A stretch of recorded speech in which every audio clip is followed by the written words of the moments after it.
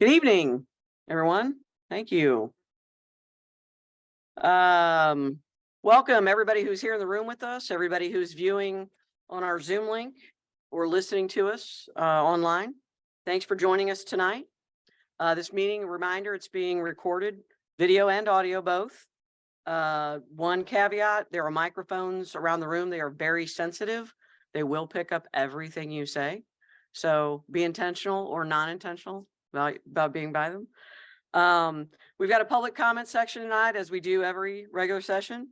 And community members who are with us tonight or with us online wish to speak. We'd ask that you there's a sign up sheet over here. If you've not signed up, you intend to speak tonight, please do so. We ask that you provide your name and your address, and you will have a limit of 5 minutes to speak. Members who are joining us online, if you'd use the raise hand feature at the bottom of the Zoom app to signal that you wish to address the board. We would ask that you address the board directly, not any members of the staff. This is your time to address issues and questions to the board. If you are connected via phone only, we would ask you to press *9 instead of using the raise hand feature. Went over that. Will advise, please do not disclose confidential information.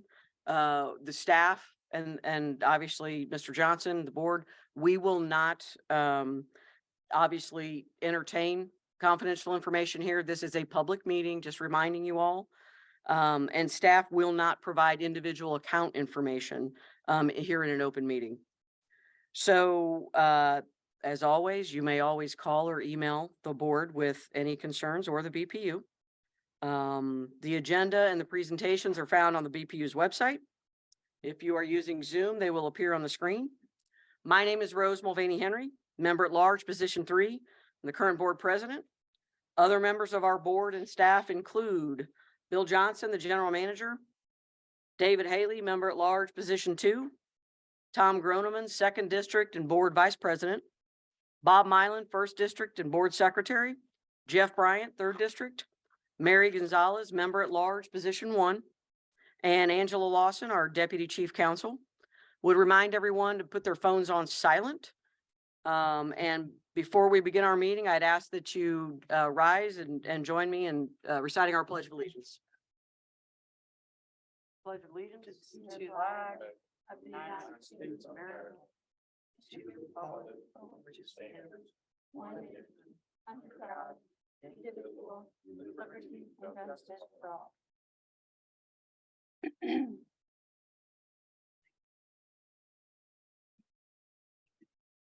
Angela, roll call, please.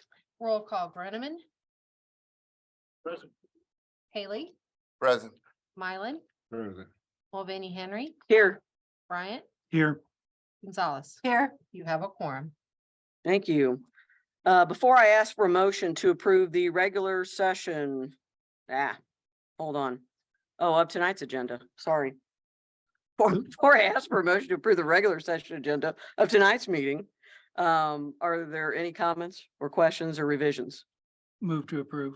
I second. It's been moved and seconded. Roll call, please. Roll call. Groneman. Aye. Haley. Aye. Mylan. Aye. Mulvaney Henry. Aye. Bryant. Aye. Gonzalez. Aye. That motion carries. Before I ask for a motion to approve the minutes of the work session of the February 15th, 2023 meeting, are there any comments or revisions to be made? I move to approve the minutes of February 15th in the work session. Second. It's been moved and seconded. Roll call, please. Roll call. Groneman. Aye. Haley. Aye. Mylan. Aye. Mulvaney Henry. Aye. Bryant. Aye. Gonzalez. Aye. That motion carries. Before I ask for a motion to approve the minutes of the regular session of the February 15th, 2023 meeting, are there any comments or proposed revisions? Move to approve. Mylan second. It's been moved and seconded. Roll call, please. Roll call. Groneman. Aye. Haley. Aye. Mylan. Aye. Mulvaney Henry. Aye. Bryant. Aye. Gonzalez. Aye. That motion carries. Thank you. Mr. Johnson.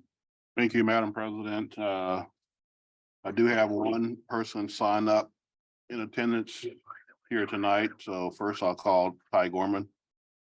You can come up, state your name and address for the record. You have 5 minutes. Thank you very much. I'm Ty Gorman, 2843 Parkwood Boulevard, Kansas City, Kansas. Would just like to take a few moments to thank the board for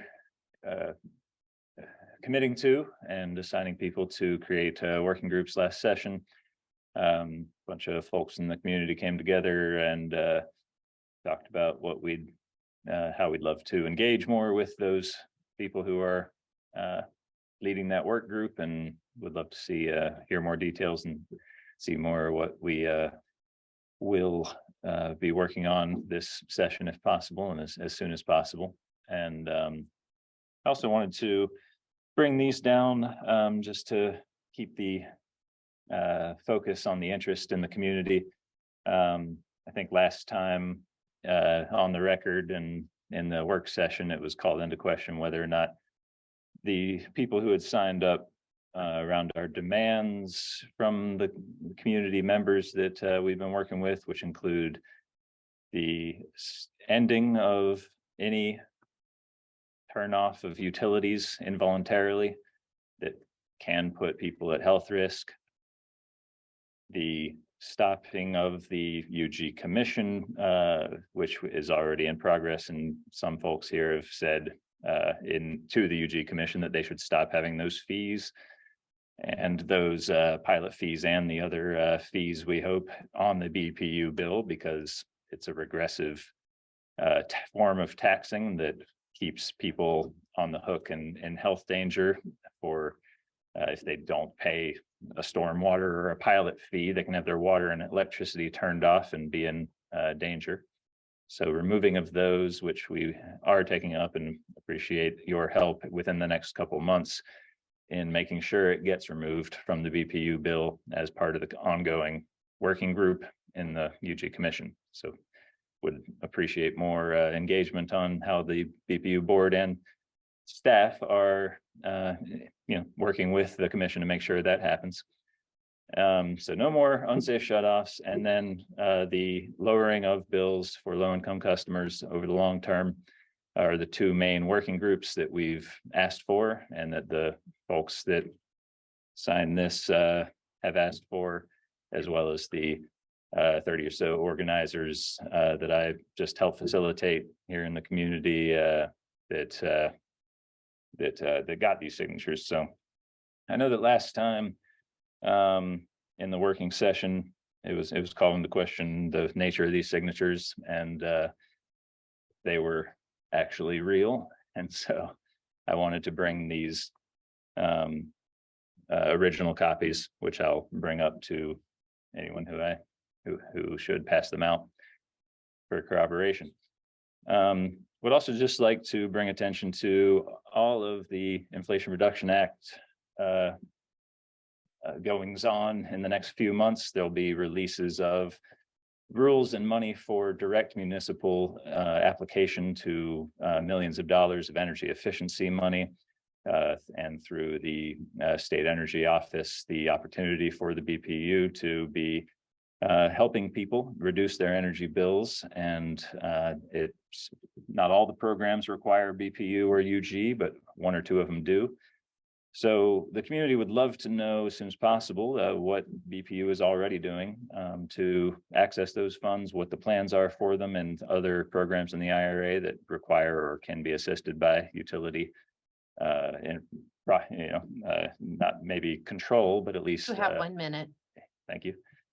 At least cooperation and data sharing, which I think is something that the legislature is considering in the House Utility Committee now as well. So we hope to work on that with you.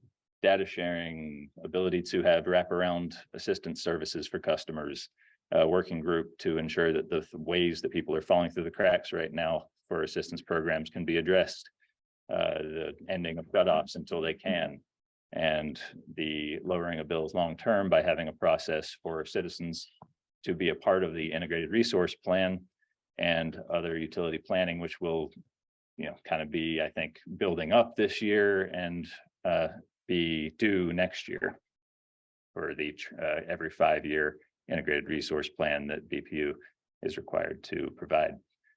So those are the main things, and appreciate the time. That's time. I will give these to whoever I should.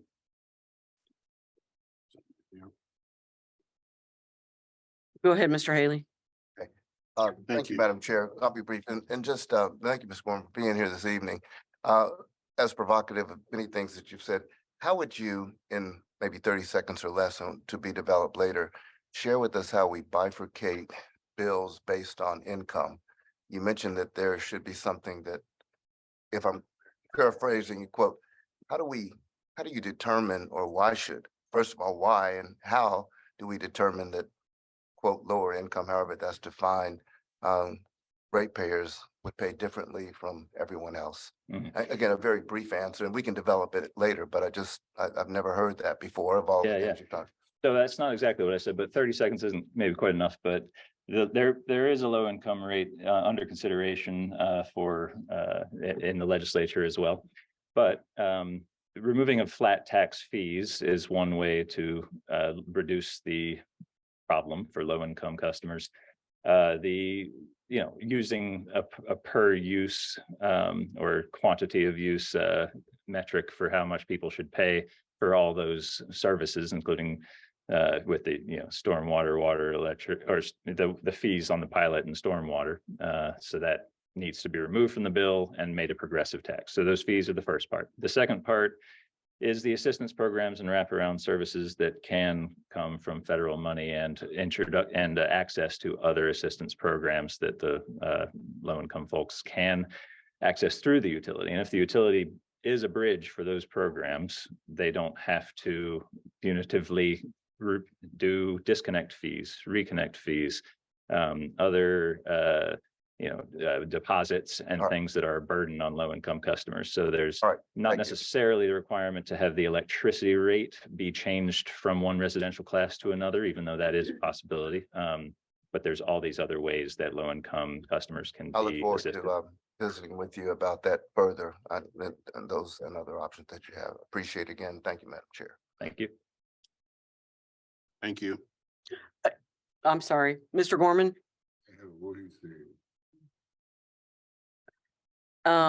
Thanks for coming in tonight. I appreciate you bringing those signatures back. Thank you for that. I did want to let you know this is tentative at the moment because we literally just came up with this date this evening when we were all together again. So Mr. Bryant, Mrs. Gonzalez, and myself are on have formed this community engagement subcommittee of this board.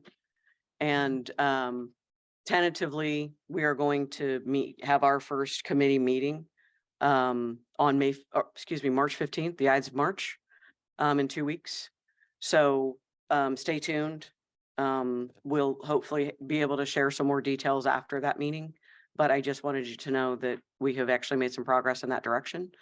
And in addition to that, I have spoken to Mr. Johnson about looking further into the Inflation Reduction Act opportunities that the BPU and/or the UG may be able to take advantage of.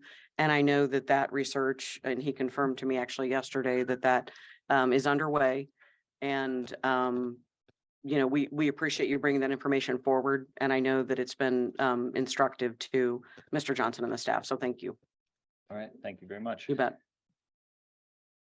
I would just say that if we could get a little bit of transparency on the formation of the working groups that we could disperse to the community, that would be next week or so. That actually occurred in public in the work session last week. I know you weren't able to attend. Okay, so that's That's as why far I as- wanted that's to as tell far you as the that. development has happened so far. I'm sorry. That's as far as it's gotten. That's so far, correct. As far as the development. Okay. That's Thank you very correct. much. You bet.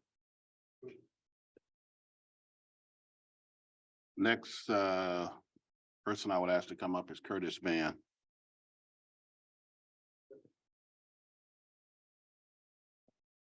Curtis.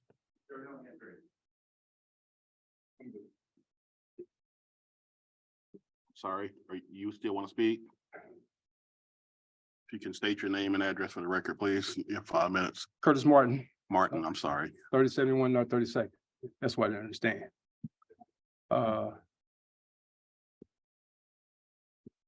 Sister Board, Rose Henry, I respect you bringing that situation up, but what they're gonna have later on 2 weeks, you said? Yes, sir. I respect that comment he just brought up about investigating ways to regulate bills for lower income and senior citizens. And basically, I'm glad to see that come forward. So that was good news. Bill Johnson, I hope you work with that. We need this. David Haley. Thank you. Thank you. Next, I'll call up Susan Stevens. State your name and address for the record, please. You have 5 minutes.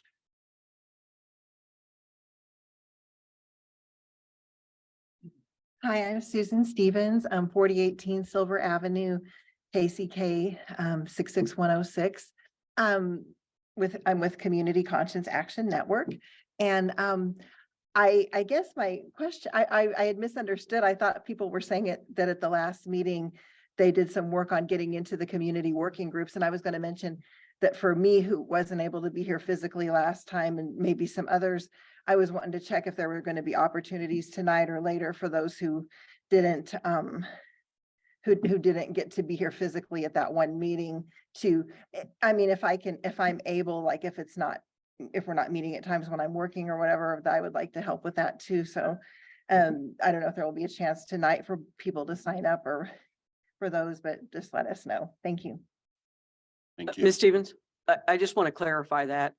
One of the things that this committee is trying to determine is how best to fairly allow the community to pick its representatives for the engagement. Oh, so it might be like a That is vote. not something this committee or this board will do. Okay. We want the community to pick its representatives. But I say that, But though, I mean, like if people can get a chance to vote on who they actually want to represent, like, you mean the different neighborhoods, like or how the districts we, are broken again, down? we literally have not had a discussion because we don't want to violate open meetings acts. And so I just wanted to clarify that while we had you here, that none of that has gone on yet, but we're trying to work out the details on how we think best, how that's done most fairly in the community. Sounds great. Thank you. Thank you. Next customer is CC Mink. You come up and state your name and address for the record. You have 5 minutes.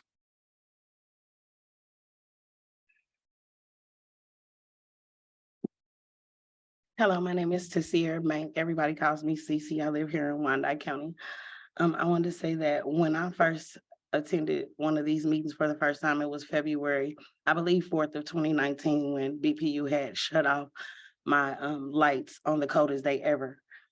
Since then, I've been returning here, and sometimes I might be angry. And people told me, well, CC, you can't look like an angry Black lady and all of this. You have to speak intelligently and all of this. Well, I talked to someone I really respect named Mr. Owens, and he said, well, you should be, because your voice is falling on deaf ears. They're supposed to be your representatives. We vote for these people, and they don't represent us. They don't listen to us or any of that. And our bill study goes up.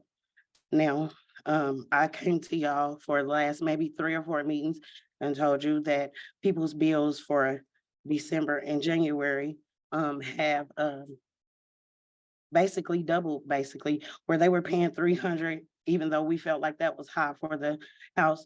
They're paying 800 or 750. I mean, that's doubling these people all overnight, in 1 month, in 1 30-day period.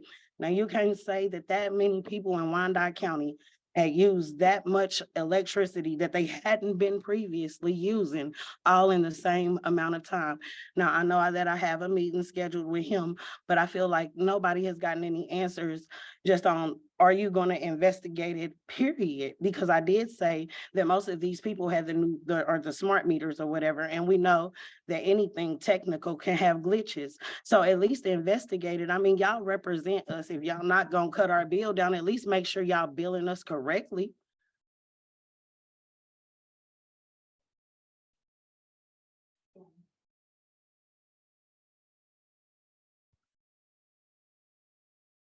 Next person to speak is Janice Witt. Come up, state your name and address for the record, and you have 5 Bill, minutes. before you go that far, I would ask, Ms. Mank, have you provided, or has anybody provided actual addresses that that the customer service can do? And Excuse me. Ms. Mank, can you come back up to the mic? I just want you to make sure you're heard.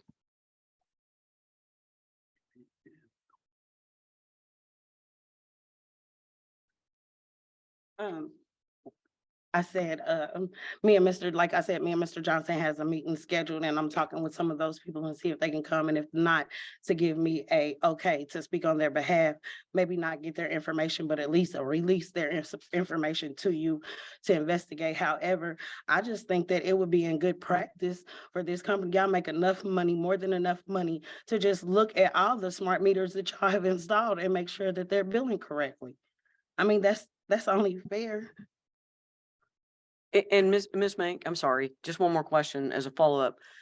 I know last meeting you said that you had spoken with the smart meter manufacturer, right? Yes. And so have they provided you, I know what you said, and I just didn't know if they provided you any backup data or anything else. Well, If I was their lawyer, I wouldn't let them, but I'm just They saying haven't, may they, have. of course, they directed me to the legal department. Sure they And did. usually they want a lawyer to request that kind of information, and I have not went that far into it because I feel like you guys are my representative and I should be able to ask you. Absolutely. And I just wanted to clarify that because I know that you said you were meeting with Mr. Johnson. Correct. I wanted to make sure if you had that information to pass it over, but we'll take it from here. Yes, ma'am. Thank you. Hi, my name is Janice. I'm a long-lived, my entire life, Wyandotte County resident. And I'm displeased because about 3 weeks ago, I got a phone call from BPU. A young lady was on the phone, and a matter of fact, it was Diane Byer. She's awesome. We went to school together, all of this, and I had told them, no, they weren't putting a new meter on the side of my house. I said, I'm not doing it. The last time I put a new meter up, I ended up with a bill that doubled in the amount that, I'm sorry?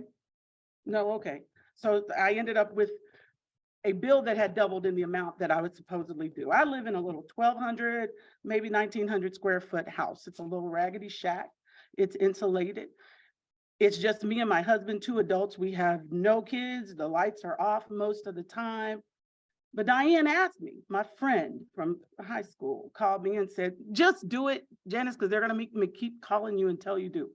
So I said, come on out, let's set up an appointment. They came out, they changed the smart meter. They said, and I asked the guy, I said, dude, last time I had a problem with this, the bill doubled, literally doubled. It's not a joke, that's what happened. I had talked to our commissioner, Mike Kane, and told him that we were having $700 a month light bills. He said, that is wrong in every way. I know it's wrong. I don't need anybody to tell me that it's wrong. Back in the 80s, we were approached by BPU and we were told that if we changed to all electric, that they did a big audit and said our billing would go down, all of that. My mom, we had no money, we were broke.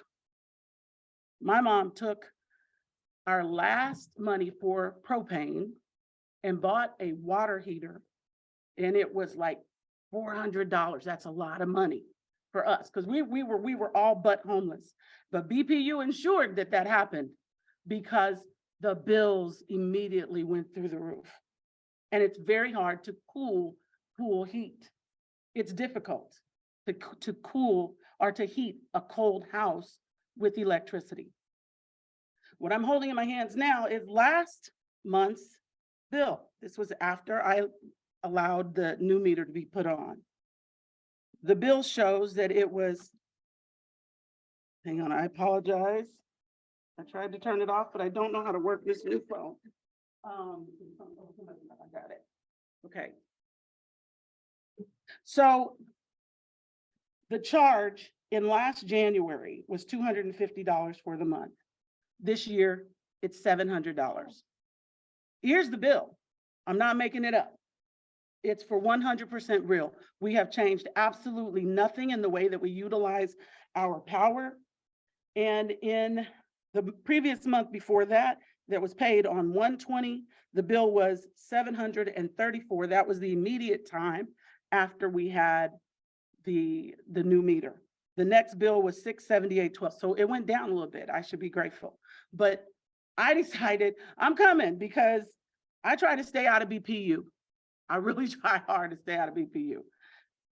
But this makes it impossible. This makes it impossible because this is more than I pay for a mortgage. This is more than most people are ever going to be able to pay in Wyandotte County for a mortgage and then be able to pay their bills and feed their people.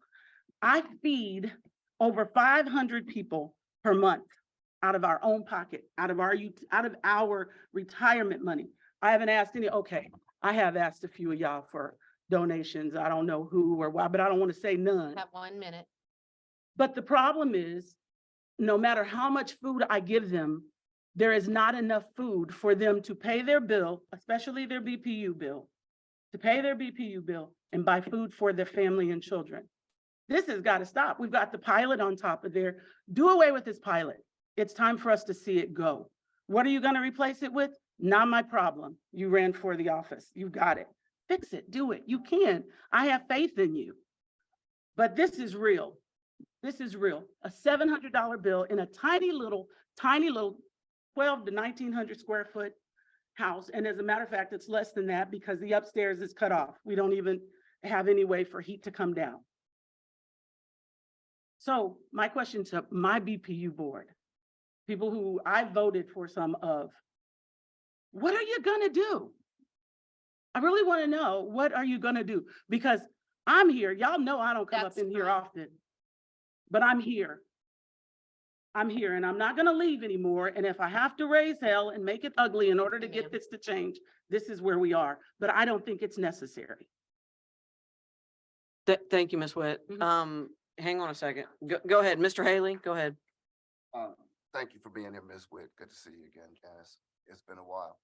I just wanted to make clear that we don't have the ability here. I share your frustration, honestly. I do. That's not lip service. I think you know me well enough to know that I genuinely do share I think many of the members of the board do as well.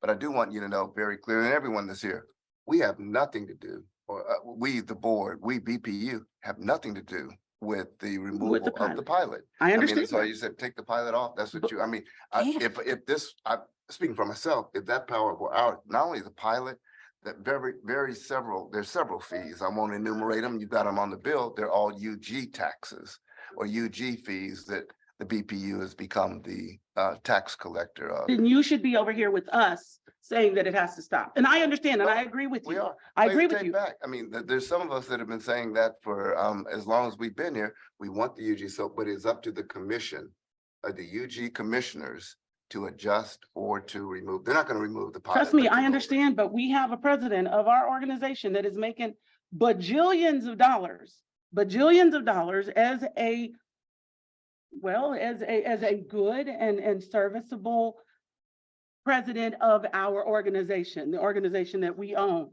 So if we can't do anything else, we continue to get extreme salaries, but we can't get any service. And you say correctly so, that it's not your fault the pilot is there. You've tried to, maybe you don't want to pay the pilot, we don't want to pay the pilot.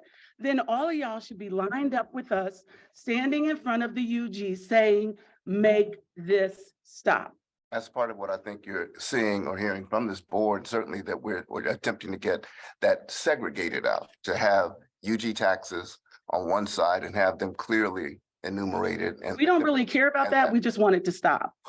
I join you in that, but just understand who it is that has. We understand now. You know, I know, David. Okay. Don't even play with me. You know, Well, I know. You made the statement that you made as if we did have that. I don't want anybody to go away from here thinking, You have the authority to come together as a group and make a mark on our governance. You have the authority and the power to do that. To say that you don't, drop your card at the door. If you don't have the authority to stand up in front of our unified government and say to them, so that all these folks can hear you, that this is beyond reasonable and it needs to stop.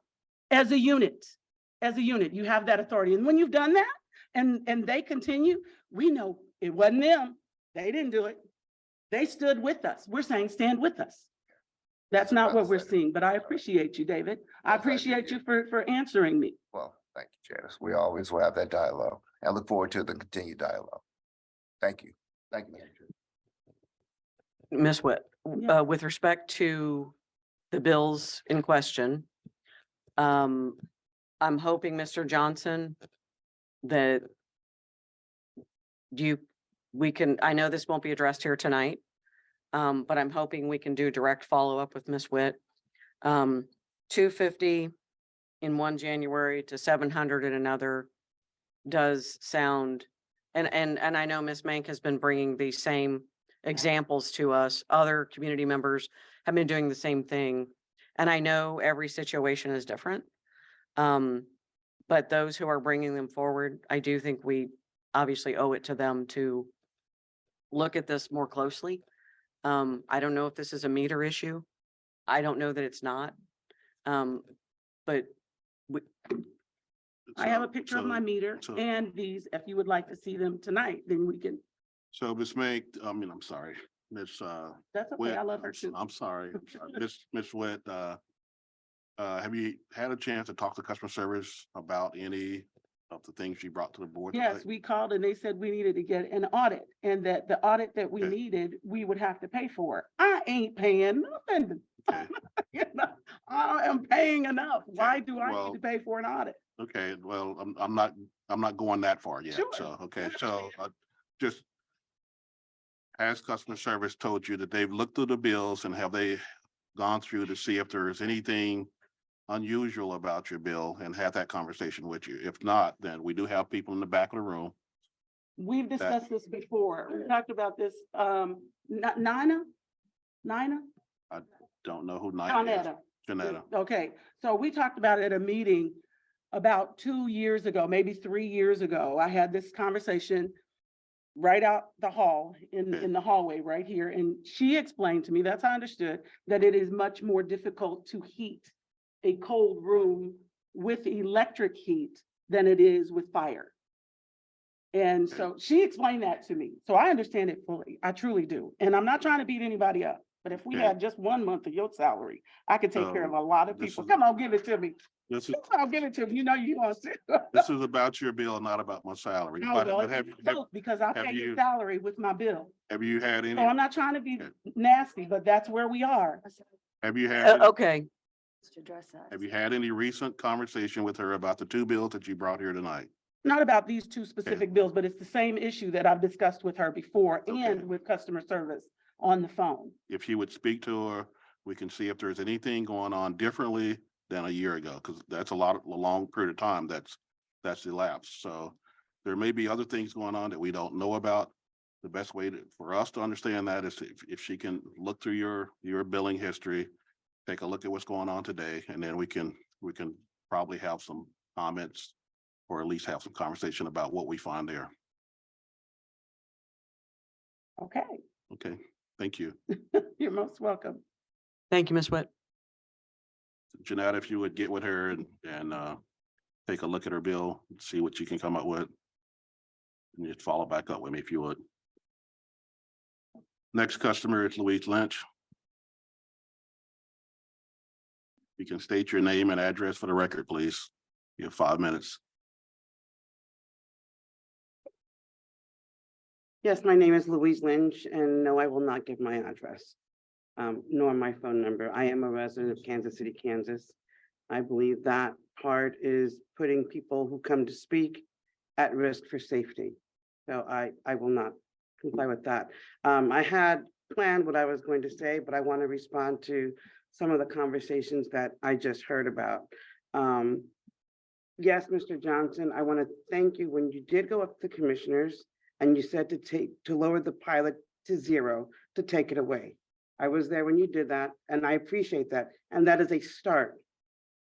But we need to follow through and make sure that it's done and get the cooperation and support from BPU. So I do appreciate you doing that, and it is a start, but that is not all the fees. We do have the customer access fee, which is quite large. I did have a customer of yours contact me who had a water bill of $7.40. There was no electric, but the other charges, the total other charges on her bill were $74. $74. That's ridiculous. I also say this because tomorrow I am going to be testifying for the bill not to criminalize homelessness. And one of the ways that homelessness does start when people can't pay their bills. They can't pay the utilities. They're on a fixed income, they have a medical issue, they can't pay it. And that starts the rolling of getting them evicted and becoming homeless. So now people are trying to make being homeless a crime. And it all starts with utilities. So there has to be a bigger effort to help save people who fall into those traps. I appreciate that you're gonna give the $250,000. That's great. But right now, I'm not even sure if it's enough, but it's a start. And I appreciate that. But we have to find a better way to help those that are marginalized the most, the seniors, the handicapped, those that have a medical occurrence, those that come into other circumstances. I'm not saying everyone gets a free pass, but everyone gets to have compassion and grace. We have all been there at some point in our life that we have needed that. I'm sure many of you have seen this article in the Kansas City Star in regards to my own personal dilemma. And it starts that our monies ran low way back when because of utilities, because of slumlords, and because of the environment, and it spiraled where we could not afford to be in a place that was uninhabitable. Many people don't have that choice and they become homeless. And we have to help them. I'm glad that you're considering doing this community group that you're gonna, committee that you're gonna put. I'd like to see that be very equitable across the board. Unfortunately, last week there was an incident that the Latinos were not treated equitably. And I don't want that to happen with our utilities. This does affect everybody in this county.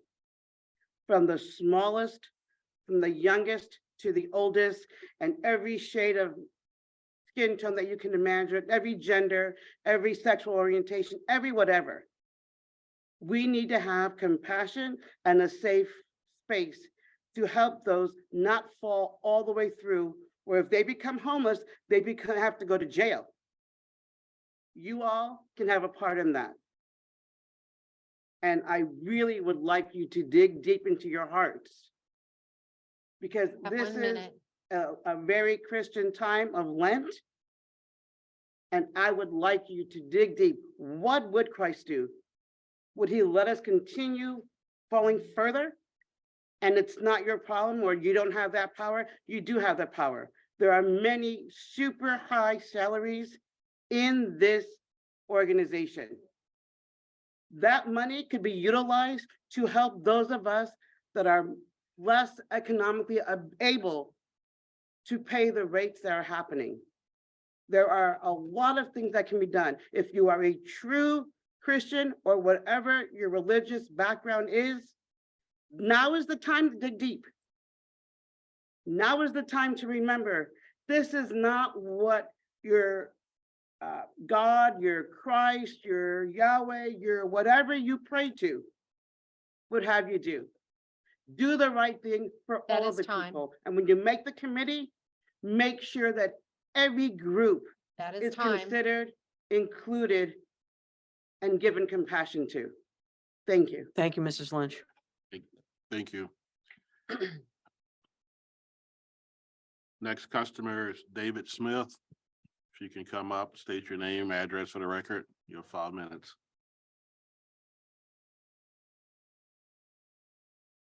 Good evening. My name is David Smith. Address is 402 Avenue here in Kansas City, Kansas. I agree with what the women have said preceding me, and I agree with that.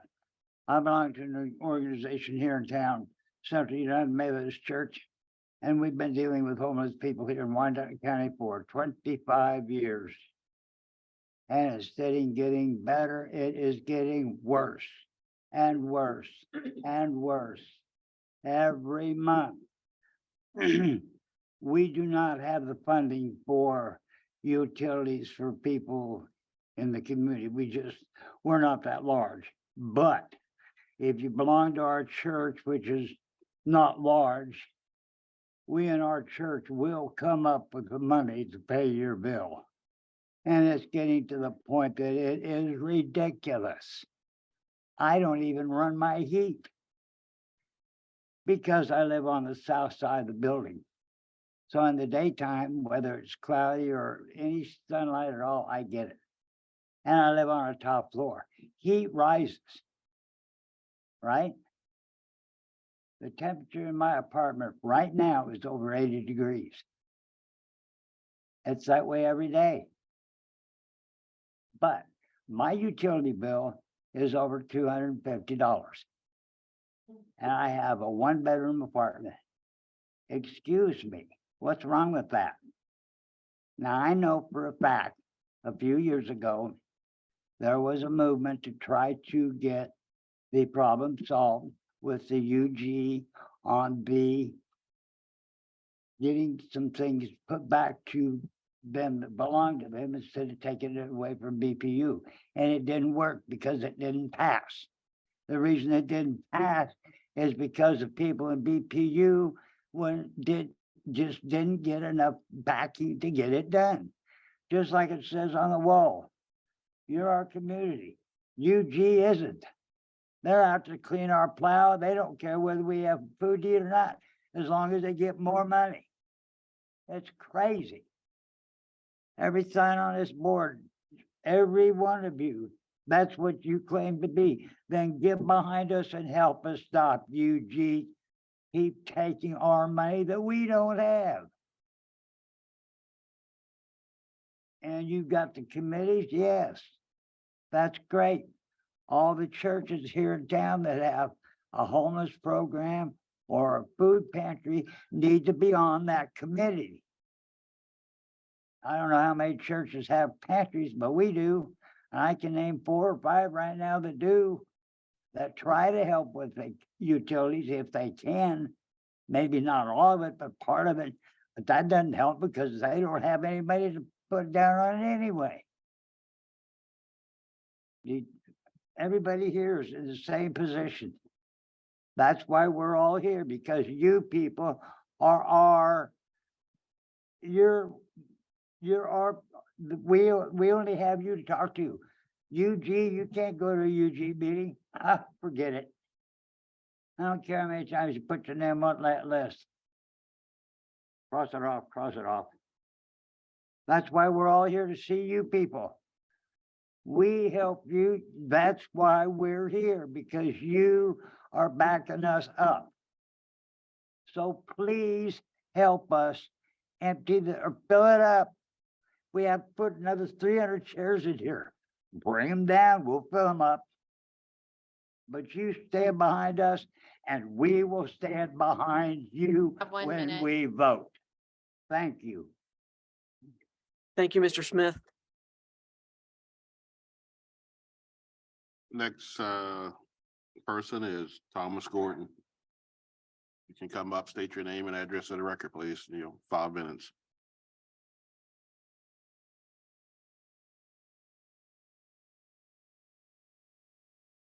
My name is Thomas Gordon. I live at 2521 North 7th Street, Kansas City, Kansas, 66101. I was reading the article earlier today.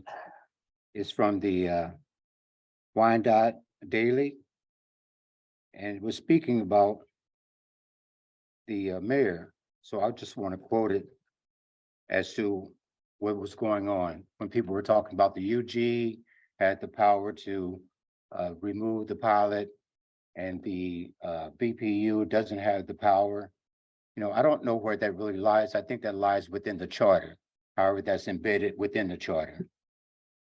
Now, this is from the Wyandotte Daily.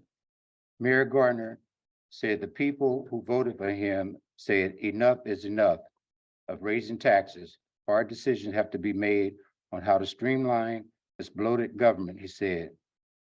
The people of Wyandotte County deserve better than this Mayor Gordon said. He said they need to find a way to put pressure point on the tax burden in Wyandotte County. Economic development is a good pathway out, he said. And he applauded the interim county administrator for vision in putting together a strategic plan.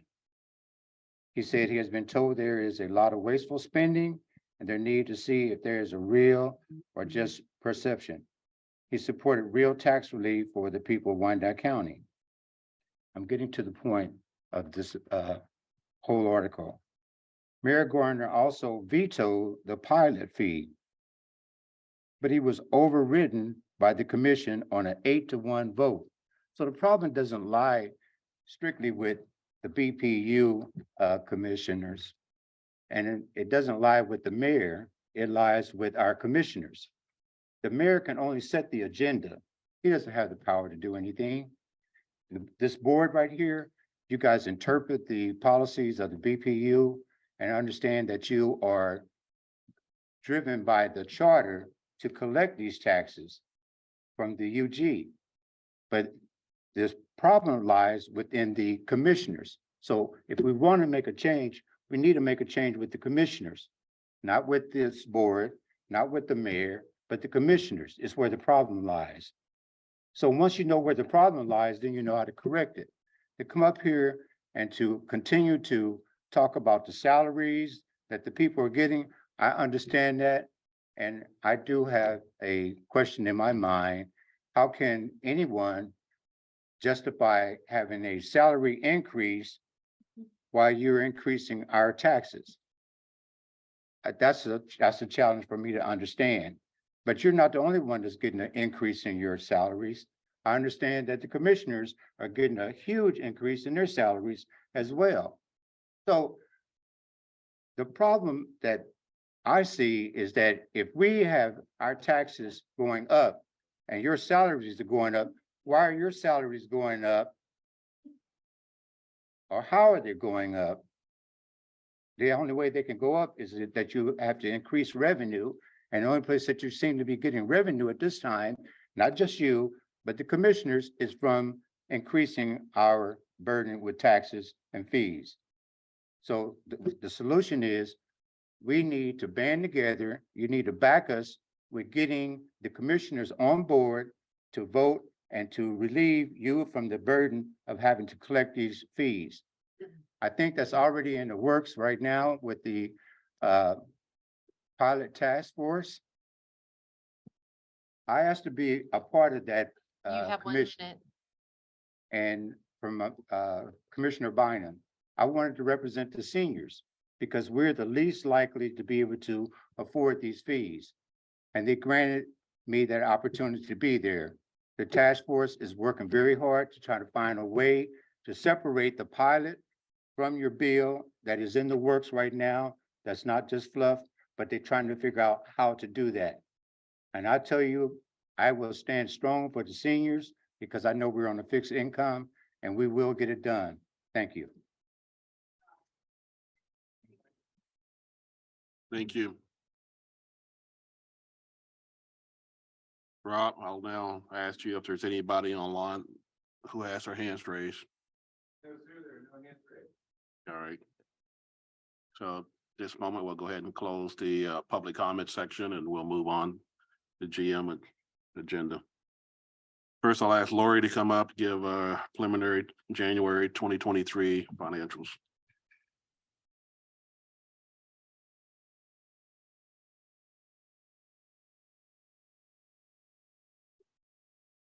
Good evening. We'll go over the results for our January. Now, these are preliminary. We'll be beginning our audit here in a few weeks. Oh, I'm sorry.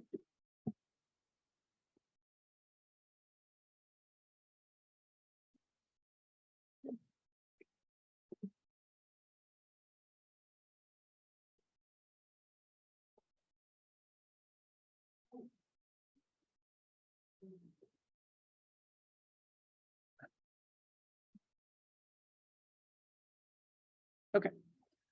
This first look is at our usage just for the month of January here. So our customer classes were up in comparison to our 2022 levels in January. Residential was up usage-wise 8%, while our commercial was up 7%.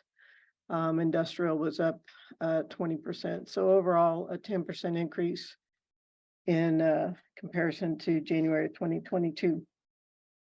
From the water side,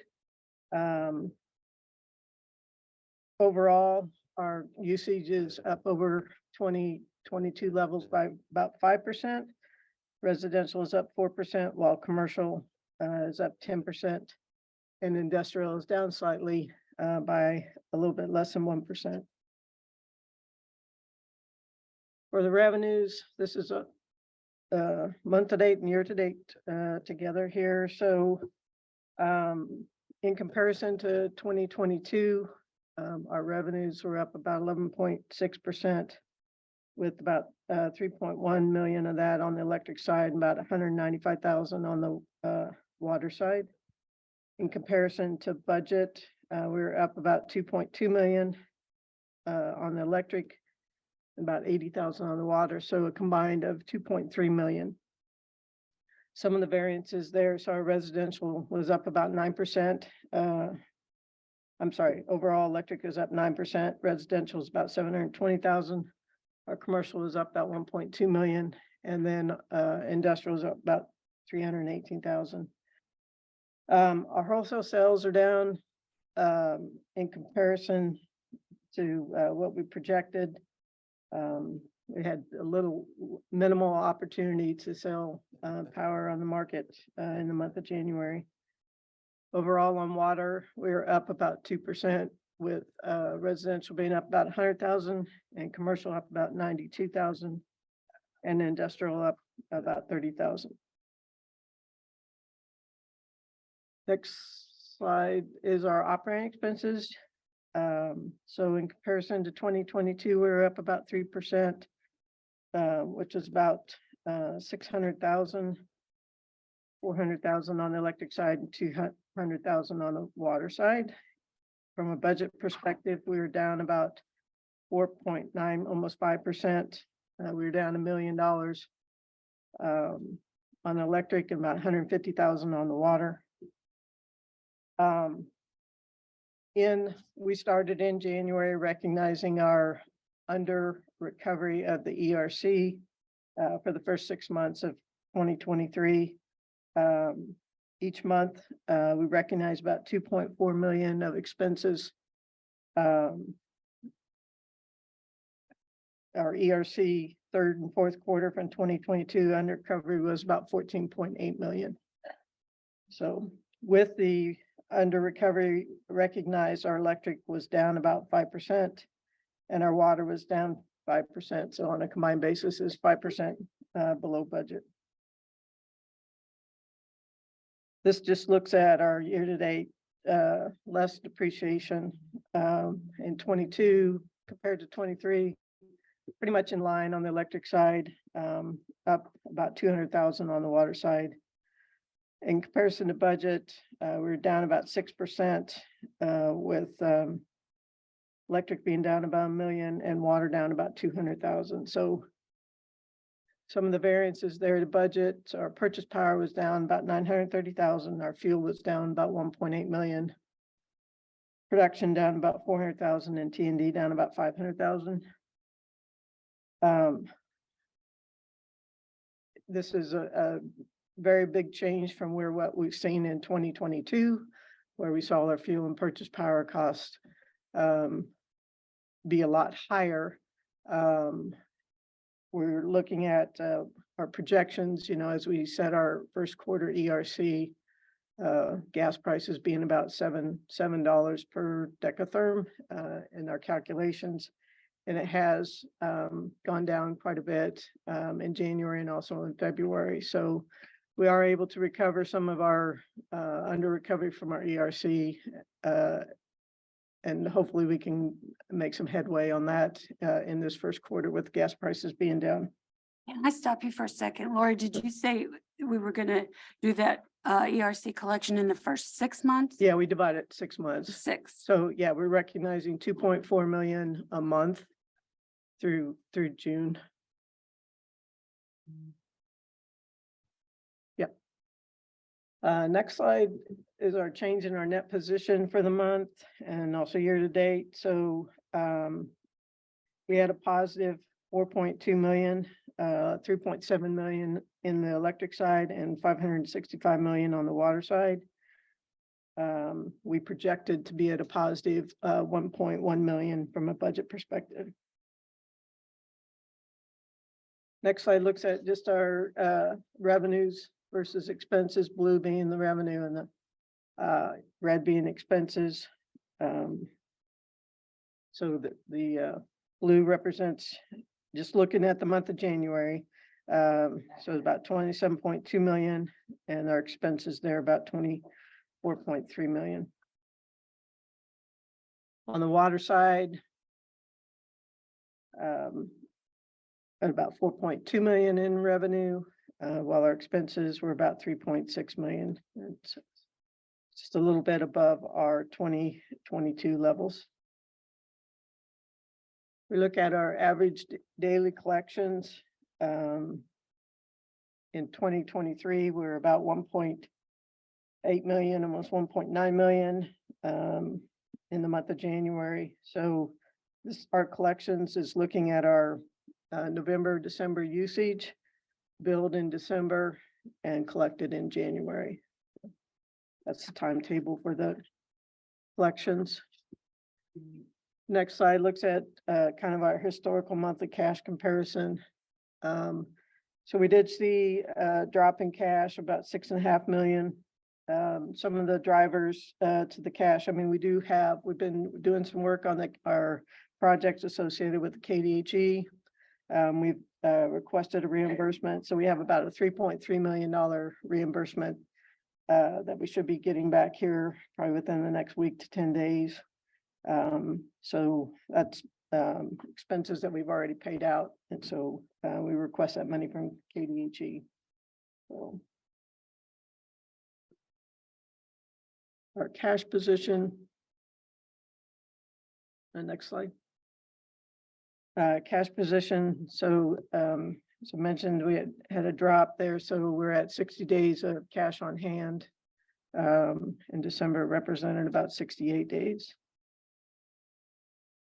And then the next slide is our historical look. We've been around in the mid 60s and this is our drop up to 60 days. The next graph is looking at our days cash versus the change in the cash. And this is typical, as I explained the last month, is kind of not typical where we see our days cash, go up and our change in cash go down, but both are trending downward for the month of January. Just looking at some of our balance sheet items, take a look at our fuel inventory. So we have about 8.4 million in fuel in our inventory. Currently, we have about 50 days of coal on hand. We still have our 2 bond issues that are out there. Our 2016C has about 720,000 remaining, and our 2020A has about 800,000 remaining. On our capital spending, year to date, we spent overall about 650,000. So we have a 99% remaining out of a $61.1 million capital budget. Some of the projects that we spent some money on so far this year is our Fisher underground feeders, about 300,000. Our annual and overhead projects, about 200+ thousand. We've been doing some work on our Nearman plant with the catalyst layer. And then we spent a little bit of money on the pump station controls.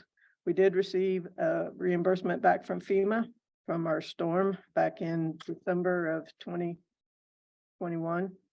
So that was about $632,000. So that's recognized in this month. So if you add that in, we actually spent almost about 1.2 million in the month of January. If you remove that reimbursement. Last slide's our debt coverage. So our debt coverage with Pilot, we're at about 2.91 times, with electric at 2.82 times, and water about 2.19. Our debt coverage without Pilot is about 2.19 times, with electric being 2.11 and water being 1.72. With that, I'll ask if you have any questions. Thank you. Thank you, Lori. Mr. Haley, Kathy, if you, hang on a second, Lori, please. Well, thank you, Madam Chair, and thank you, ma'am, for the review. I Mhm. appreciate that so much. I was trying to keep up, between the ERC and some of the reimbursements that we're getting from other places, but help me in lay terms to understand what other inflationary measures from, let's go a year back, just when we started, what other inflationary measures might have been realized in this calendar year, if there's a significant difference in what we're billing actually, that have resulted in that significant increase in the billing. If there are some market conditions or what the average change rate has been from, I don't know how far back you'd want to go, but maybe 12 months to now. Are there some market factors out there or some, Yep. we know that fuel, you certainly know that Right. fuel is And one of the that's large been our, drivers. I mean, that was a big driver for us in 2022, our fuel costs because of gas increases and things like that. As I mentioned, gas was running about $7 a decatherm or whatever. In January, it's dropped to 3. In February, it's dropped to about 2.2. So that's a major drop in gas. The projections, when we look at the ERC and everything, the projections even for 23 were to stay around the $7 amount, so it has changed dramatically, and warmer winter, not as much usage throughout probably the United States or whatever has caused an excess supply. And so the price starts dropping or whatever. When we did our projections of the ERC, which was done in December, we were looking at $7 gas as that projection. And we were also trying to recover from, what was under recovered in prior quarters. So, that ERC is looking at, that valuation, what we did it in December.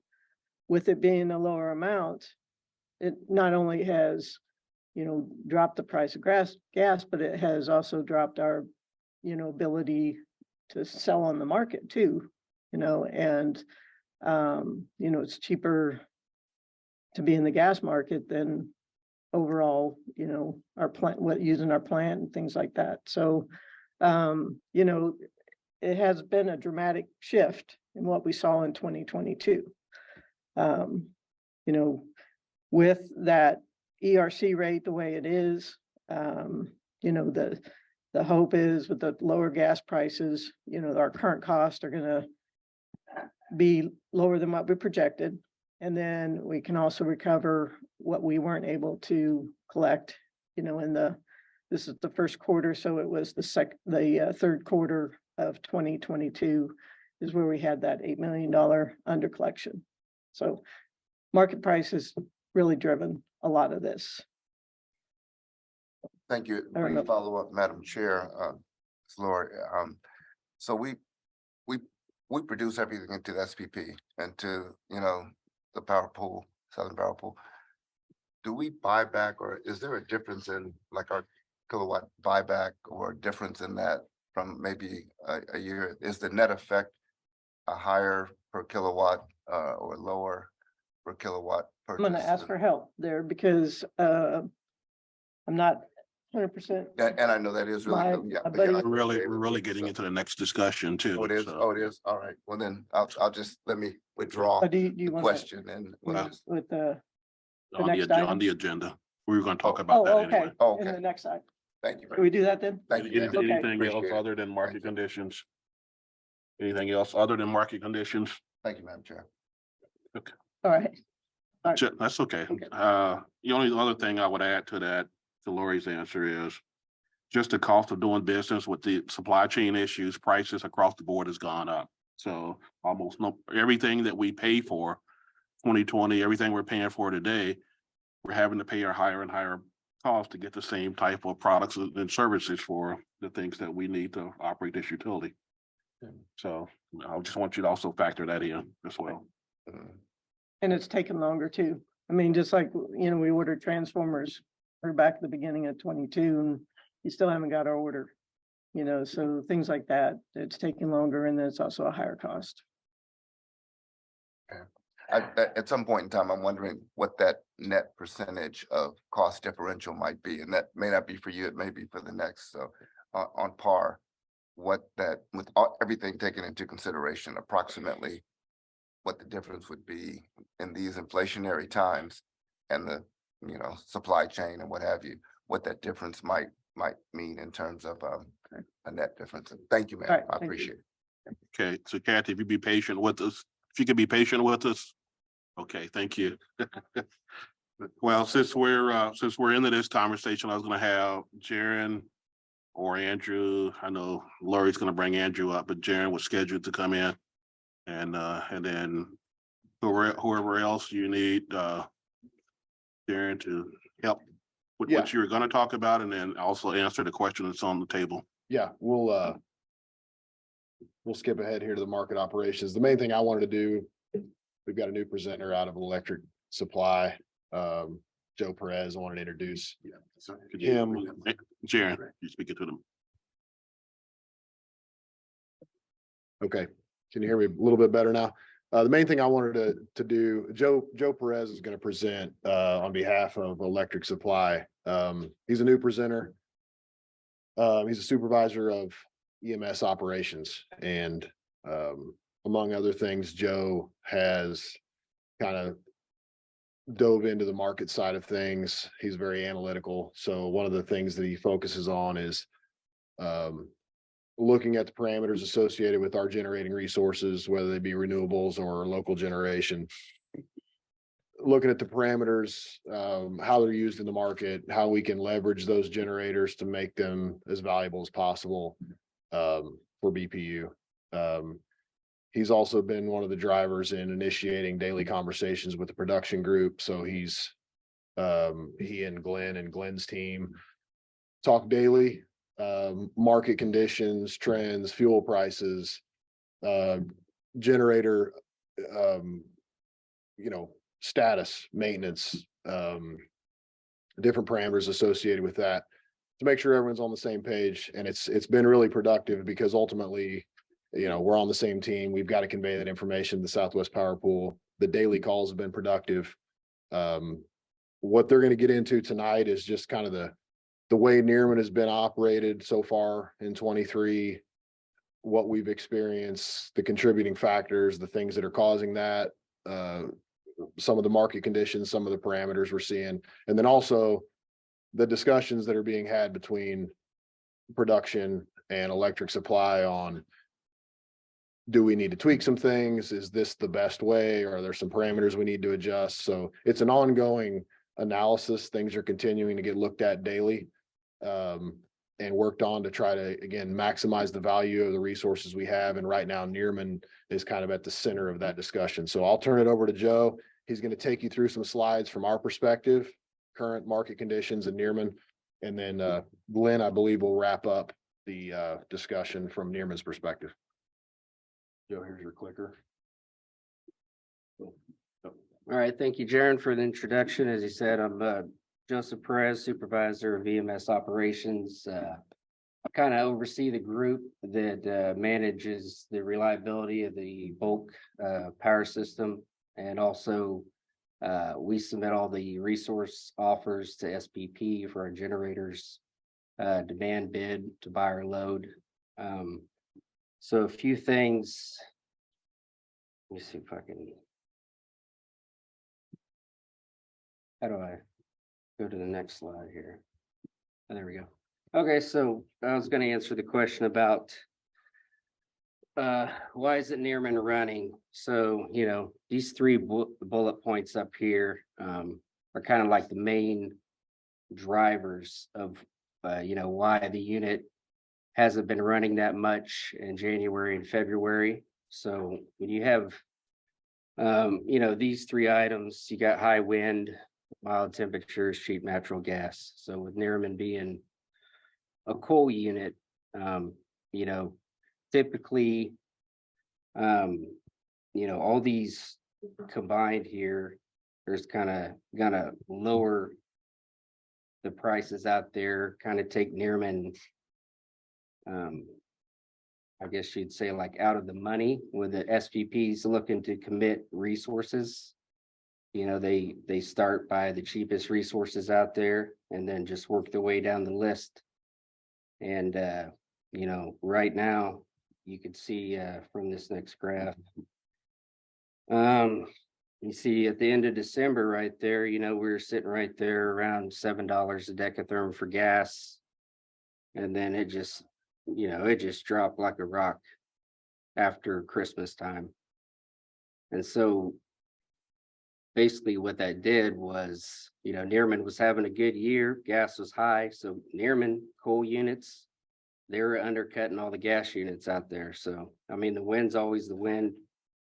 That's always producing up and down. So all the coal units out there are getting committed, running all the time. And then as soon as this gas drops, now all of a sudden the gas units are in the money now. So now they're, you know, around on a per megawatt basis, close to coal, but they have the advantage of being able to ramp up fast, ramp down fast, come offline.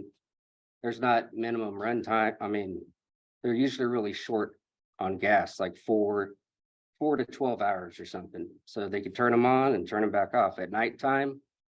When wind usually picks up, they could turn the gas units off, whereas coal usually have, you know, minimum run times that are past 24 hours. So, you know, when that wind's blowing, the last thing SPP wants to do is curtail that wind, you know. So with gas, they don't have to, they can keep curtailments at a minimum. Whereas with coal, you know, if they have to keep them on for 2 or 3 days when they commit them, they try to avoid doing that. This next slide here is just a graph here starting in January. The orange line there is SPP market commitments for gas versus the blue lines of SPP market commitments on coal. And you can see, you know, the orange line is constantly over the top of the coal units right there. There are coal units that are still being picked up in the market, but these typically are coal units that are have made adjustments to better align with SPP's market, you know, being able to go lower. Some of them are, you know, online for reliability reasons. A lot of these big ones out in Western Kansas and stuff are needed for to support all the wind generation and stuff out there. So, you know, when the total load of SPP is 30,000 and you got 20,000 wind, you know, and you only need 10,000 more megawatts, and you know, 4,000 or 5,000 is coming from these coal units that need to be online for reliability. That doesn't leave a lot of room for Nearman to get picked up. You know, they'd have to be, you know, at probably they'd have to be like either super efficient, you know, like one of these super critical, like newer coal units or something like that, or maybe they have a, you know, a unit that's been, you know, made significant cost upgrades to try to like better fit with SPP's market. But we are this is kind of normal. Like last year was completely abnormal, so we've been used to Nearman running like crazy and, we're kind of back to 2019 to 2018 where we had cheap gas. It's challenging, for our team to, we want to get Nearman committed, preferably in market over self-scheduling. There's a risk that you take when you self-schedule the unit. You kind of just take whatever price is going to come in. You could kind of do you can look at what the wind's doing, look at gas and try to make a guess, but you don't know what the prices are going to be. If you're in market, the market takes care of it. You set your prices, and if you're in the money, they'll pick you up. You don't have to worry about, losing money or anything. They'll make you whole. So it's less risk keeping them in market. That's how we've kind of preferred to run the unit the last couple of years and we've had pretty good luck with it. We've had last 2 years have been pretty good for Dearman. But now we're kind of going back and, we're looking at some different strategies with the plant to try to make Nearman more attractive to SBP, or maybe get it moved to the top of the list as far as like trying to reduce the commitment costs on Nearman. We're looking at possibly reducing minimum run times on Nearman, possibly looking at a few other things to try to get that unit picked up.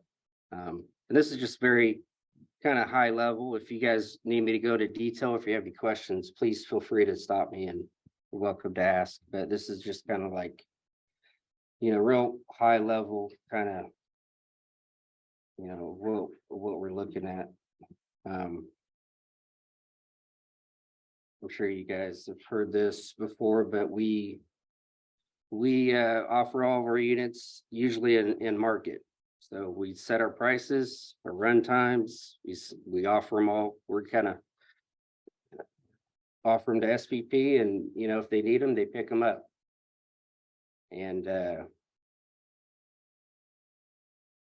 course, when you market commit, you're eligible for your make whole payment. So basically, if they bring you online and you don't make enough revenue to cover your cost, they'll make you whole.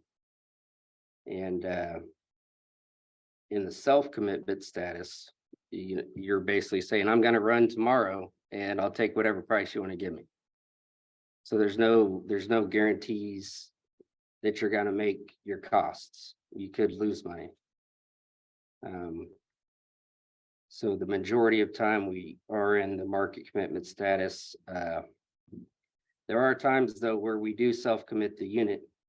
We haven't done it that much in the last 2 years because markets really worked out for us. But 2017, 2018, 2019, we were doing a lot more self-commitments, and that's really when we started looking at different strategies on Nearman for market, to get it picked up, because we realized the advantages of being picked up in the market over self-commit. We will, we'll self-commit the unit at times. If there's a transmission outage out there that we need Nearman online to mitigate any potential contingency, or also if we need it for voltage support on the grid. And then also market opportunities is kind of what we're looking at now. We're looking at periods where the wind might be low for a couple of days, and we think we can get that unit on and maximize its potential and just get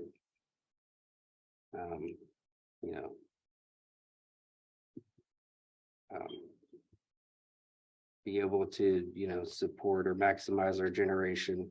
We'll bring it online.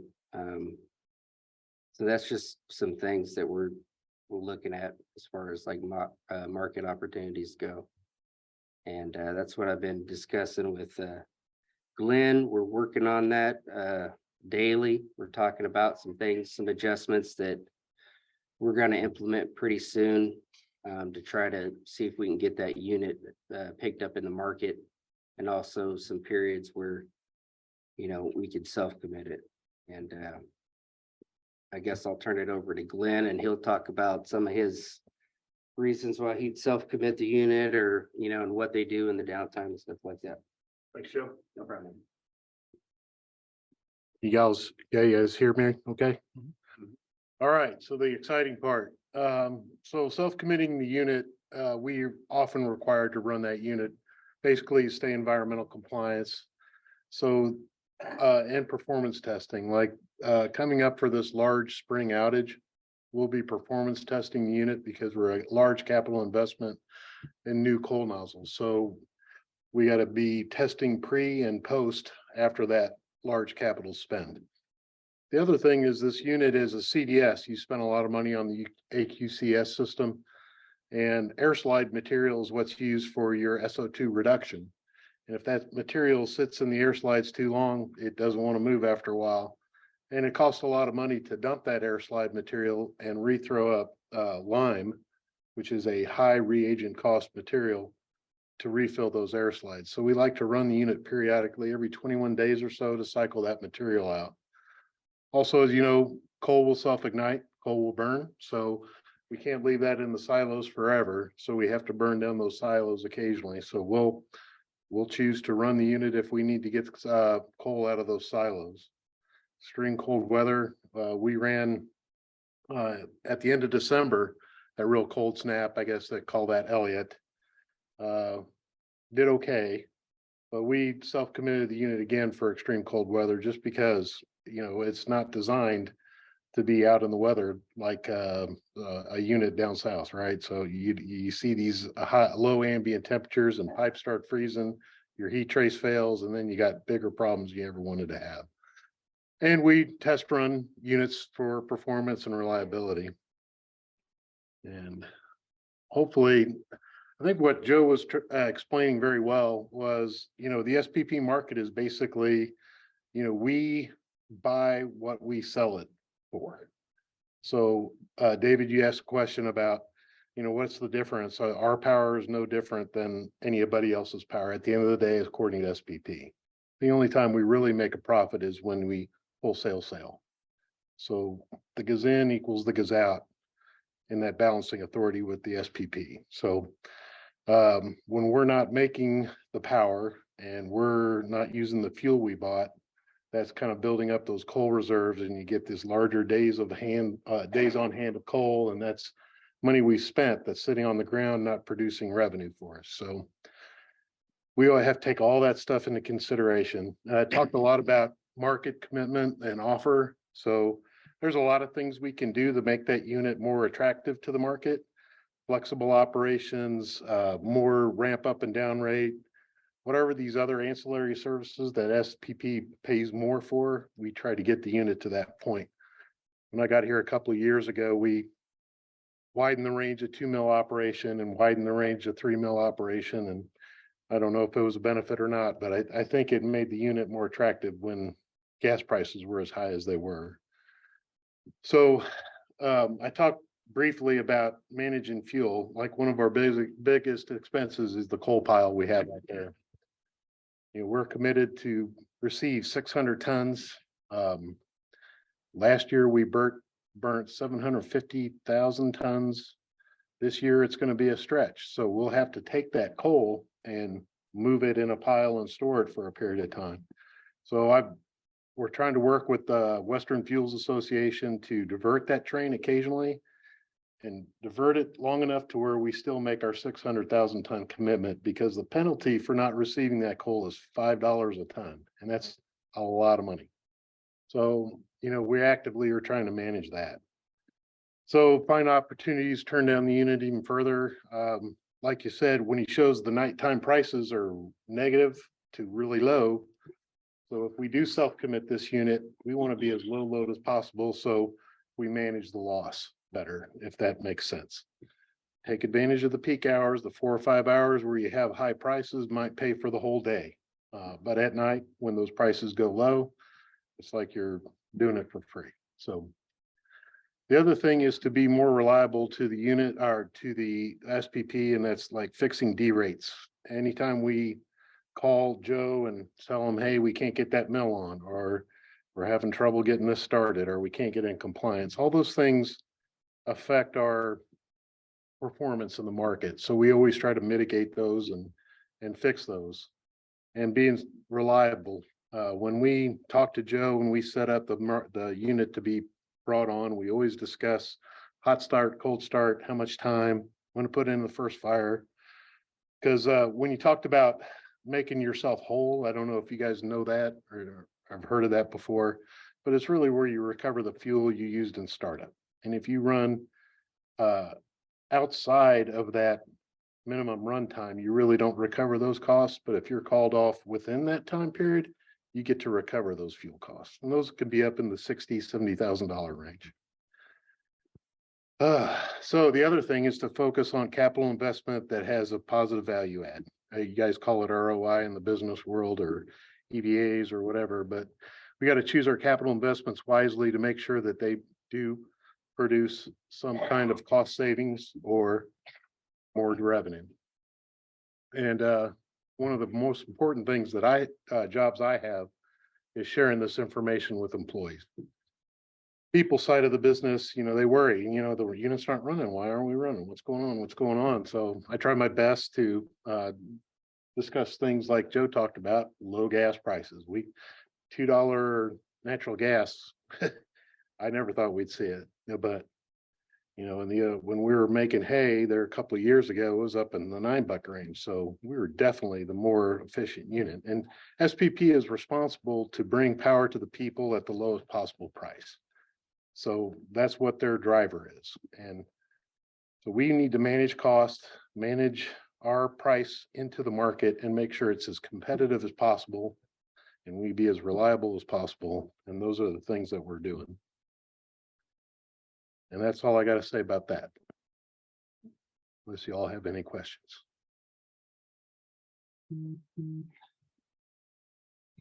There's no way I covered it that well. Okay. David, do you have any questions after that? On the. You ain't got nothing. I don't so much have questions as comments that, you know, it just seems like it's manufacturing, so it's understandable. There are curves at every corner. Yep. And you just never know what the market's going to bring the next day. So it's being able to be fluid and mobile and make adjustments on the fly when you see the marketplace changing. Unfortunately, a few years back, we lost our ability to control the market, our market, when SPP was the next day. So we do have to live within the parameters are given to us. So I do appreciate you guys taking the extra effort to look at ways to increase our utilization as much as possible. You know, we have the capacity.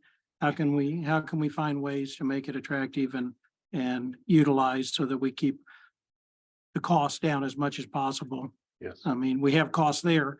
You can't lay off and then expect to bring people back just because it slows down. So you have to find ways to be inventive and make sure that we maintain the workforce and keep everybody busy, but keep the costs as low as possible. So thank you. All challenge. This is one of the advantages of having a portfolio that has mixed, where we also have wind, we have gas, and we have coal. So does the wind and gas that we have, does that help mitigate some of the issues that we have with coal? You know, Andrew could speak to that much better, but I'm going to say it's all money, it's all power you put into the market. And so whatever it costs you to have that and put it out on the market, you recover that cost. So it's always an advantage to have a diverse portfolio. You don't want your eggs in one basket. Yeah. And really the driver is cost. Wind is cheap, right? So it's just, but it doesn't subsidized. Yeah, well, subsidized with PPR, tax credits and whatnot, Yeah. but you know, its capacity factor is minimal. You know, our capacity factor could be up in the 60s, 50s range. So we're able to move when the wind's not blowing, and that's the advantage of having a diverse portfolio. Yeah. So we're lucky that we do have a diverse portfolio. Correct. I think so. Because my boss is right there. No, I agree. I agree. It's really helped us through the years. And it'll help us well into the future. It's just, we're trying to now think about what life is still left in the units and then what are our next steps beyond that. So, I mean, that's kind of what we're going to be focusing on over the next few weeks and months. Is more long-term planning.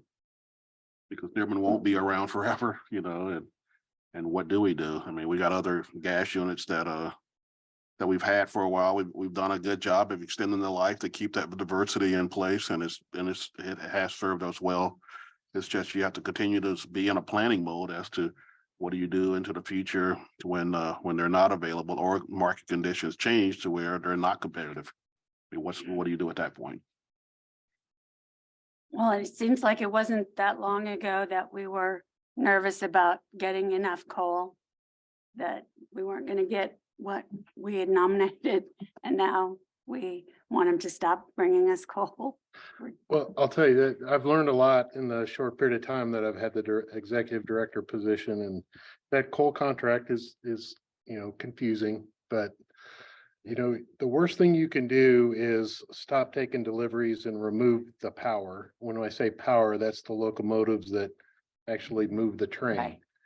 So there's some strategies out there where you go get your cars repaired, you remove power, and then you're at the mercy of the UP, Union Pacific, to repower that train and get it out. Exactly. The best strategy is to loan it out to other utilities. So in February, I was able to loan it out to KBX in Oklahoma. There's also Arizona Public Power something.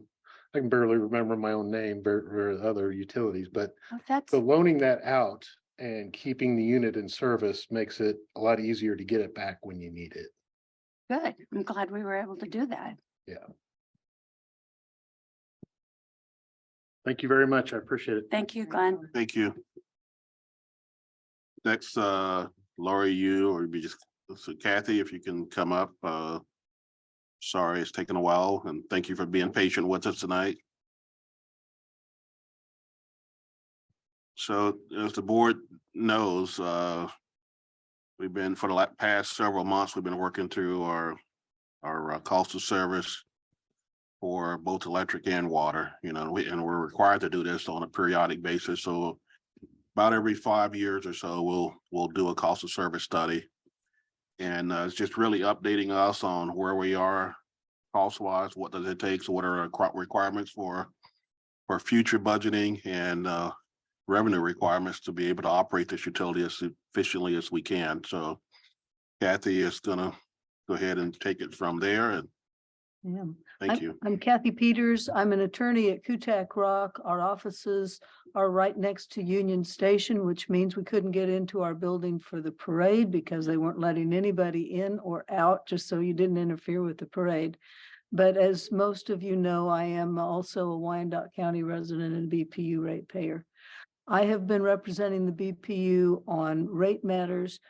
I hate to say it, but for over 40 years as an assistant city attorney and now as someone in private practice, because in 1982, the statutes of Kansas were amended to require that the Board of Public Utilities hold public hearings on your rate increases.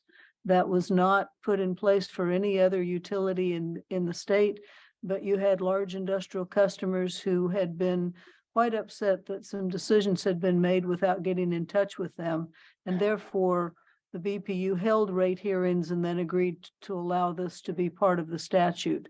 When the unified government, actually when Kansas City, Kansas, and then the unified government replaced a lot of those statutes with the charter ordinance, all of those rate provisions were carried over to the charter ordinance. So that's the reason that you hold a rate hearing, but I think it's been useful for the utility over the years.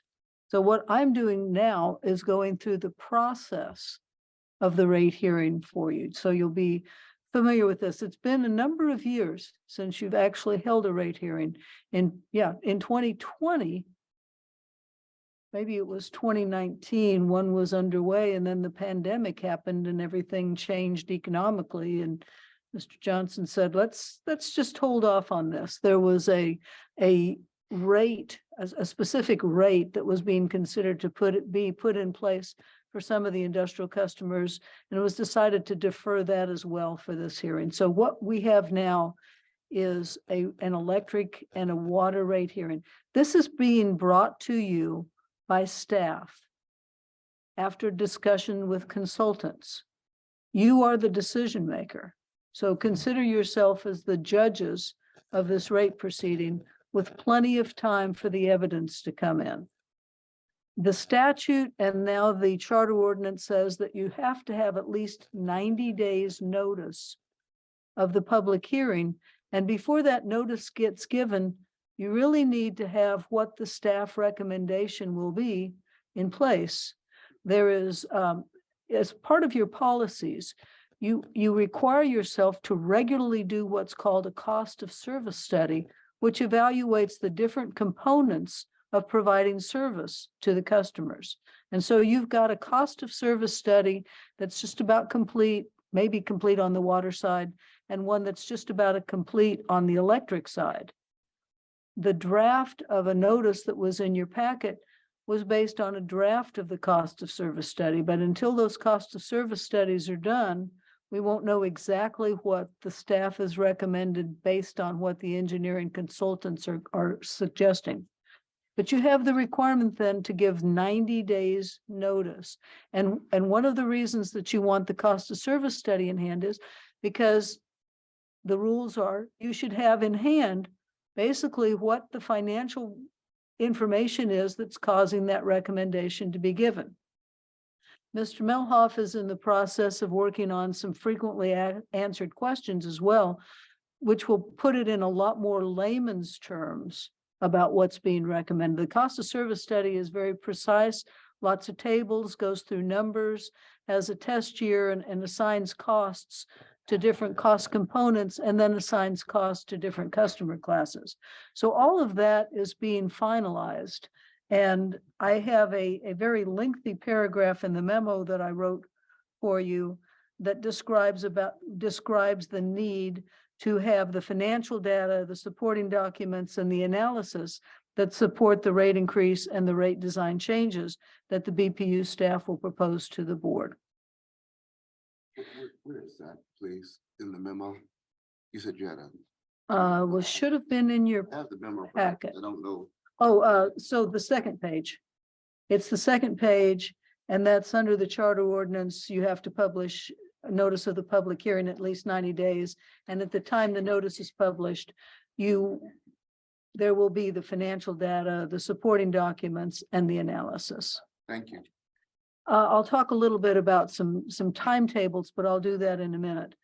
We've learned over the years that it's a very good idea to have a public portion of the hearing and a technical portion of the hearing, because you want to be able to have the staff explain in layman's terms just what's being requested. For example, Lori mentioned and Bill has mentioned, a lot of your costs went up substantially. Supply chain issues, things cost a lot more. You're going to be getting information about what it might cost for water main breaks now versus what it might have cost before, and how many water mains you're trying to fix over a certain period of time. So you're going to get data about what the cost drivers are for a rate increase, not just the cost of all of those components, but also things like your rate covenants, what kind of rate coverage, debt service coverage requirement you have to have, what the projections are for what you expect to see in inflation over a few years, how you will be able to meet those. And that will give you a chance to see what the drivers are for the rate increase suggestion. And we've learned that it's a very good idea to have the staff prepare that with charts and graphs in a way that you can look at something and say, this is why we're asking for that, versus treating it like a court procedure where you take the dry question, you go through the dry answer. So the public portion is the way for the staff to say, this is what we're recommending. and why. And we've sometimes also have the engineering consultants talk from a more layman's approach, what they're recommending to the staff and why. And we've also learned over the years that it's a good idea to do one in the evening and one during the day, because that gives people who work during the day the chance to come in the evening and vice versa. And we've generally do it, start at 7 o'clock one evening and go until we're done, and then start the next morning at 9 and go until we're done. After the staff finishes its presentation, there's an opportunity for people to ask questions and to make comments. Now, you may say, well, I'm not sure, as a board member, I'm not sure I can make it to each of these proceedings. We will have a court reporter there, and the court reporter will take down everything that's said, and all of the graphs and charts and everything that's an exhibit will be in your hands as well. So if you cannot come to any of these, we will have that information for you in written form. And you may also ask, well, then who's going to conduct this? For what we learned early on was it was a very good idea to hire a hearing officer, somebody who's typically worked more like an administrative law judge. They'll swear in witnesses, they'll swear in the people who comment, they'll swear in the staff. If there's disputes, and usually if there's a dispute, it's with an intervener. I'll talk about interveners in a moment.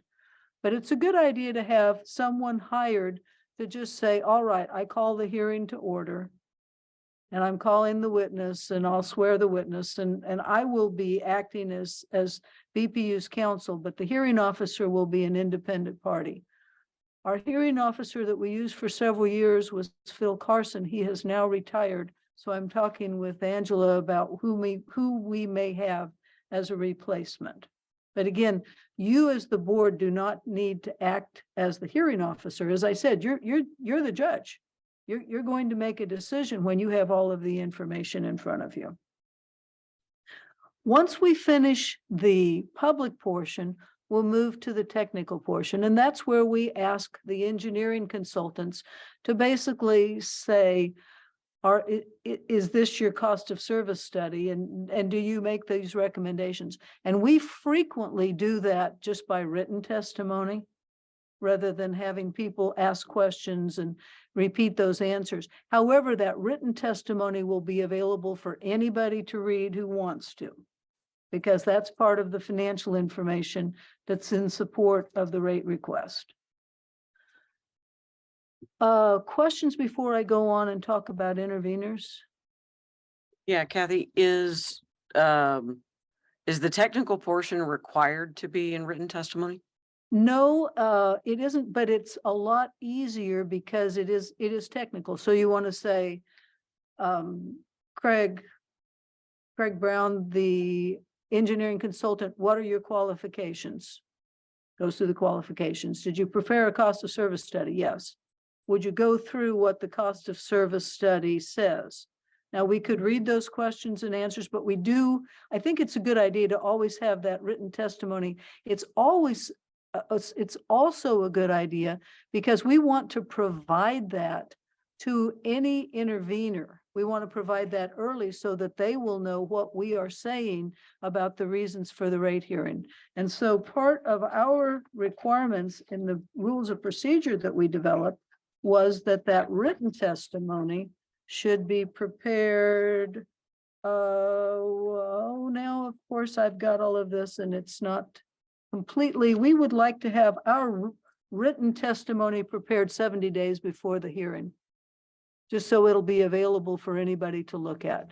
We require anybody who wants to intervene in a proceeding, that means that they're going to be a party. That means they can come in, they can ask questions, they can file testimony, they can cross-examine our witnesses, but they have to be an actual party to the proceeding. We want them to intervene by at least 70 days before the hearing, but we also want to be able to tell them what we're going to say. And so we require that written testimony, at least the initial draft, be prepared at least 70 days before the hearing. Now, we may modify it. And as I said, if it appears appropriate, we could always read the questions and answers during the technical portion, but we want to get that information into the record. You mentioned rate design changes. Yes, there are a few rate design changes, and those are summarized as bullet points in the draft of the electric cost of service study I saw, and that was merging of standard residential and residential electric heat class rates into one residential class that reflects the rate design of the current residential electric heating rate. Another one is one of your components of your rates is the customer cost, the customer charge. And so they are continuing the trend of increasing the basic customer charge to reflect cost of service study, recovery of more of your fixed costs through the fixed charges. That way the variable costs can be based on usage, but the fixed cost will cover your fixed charges.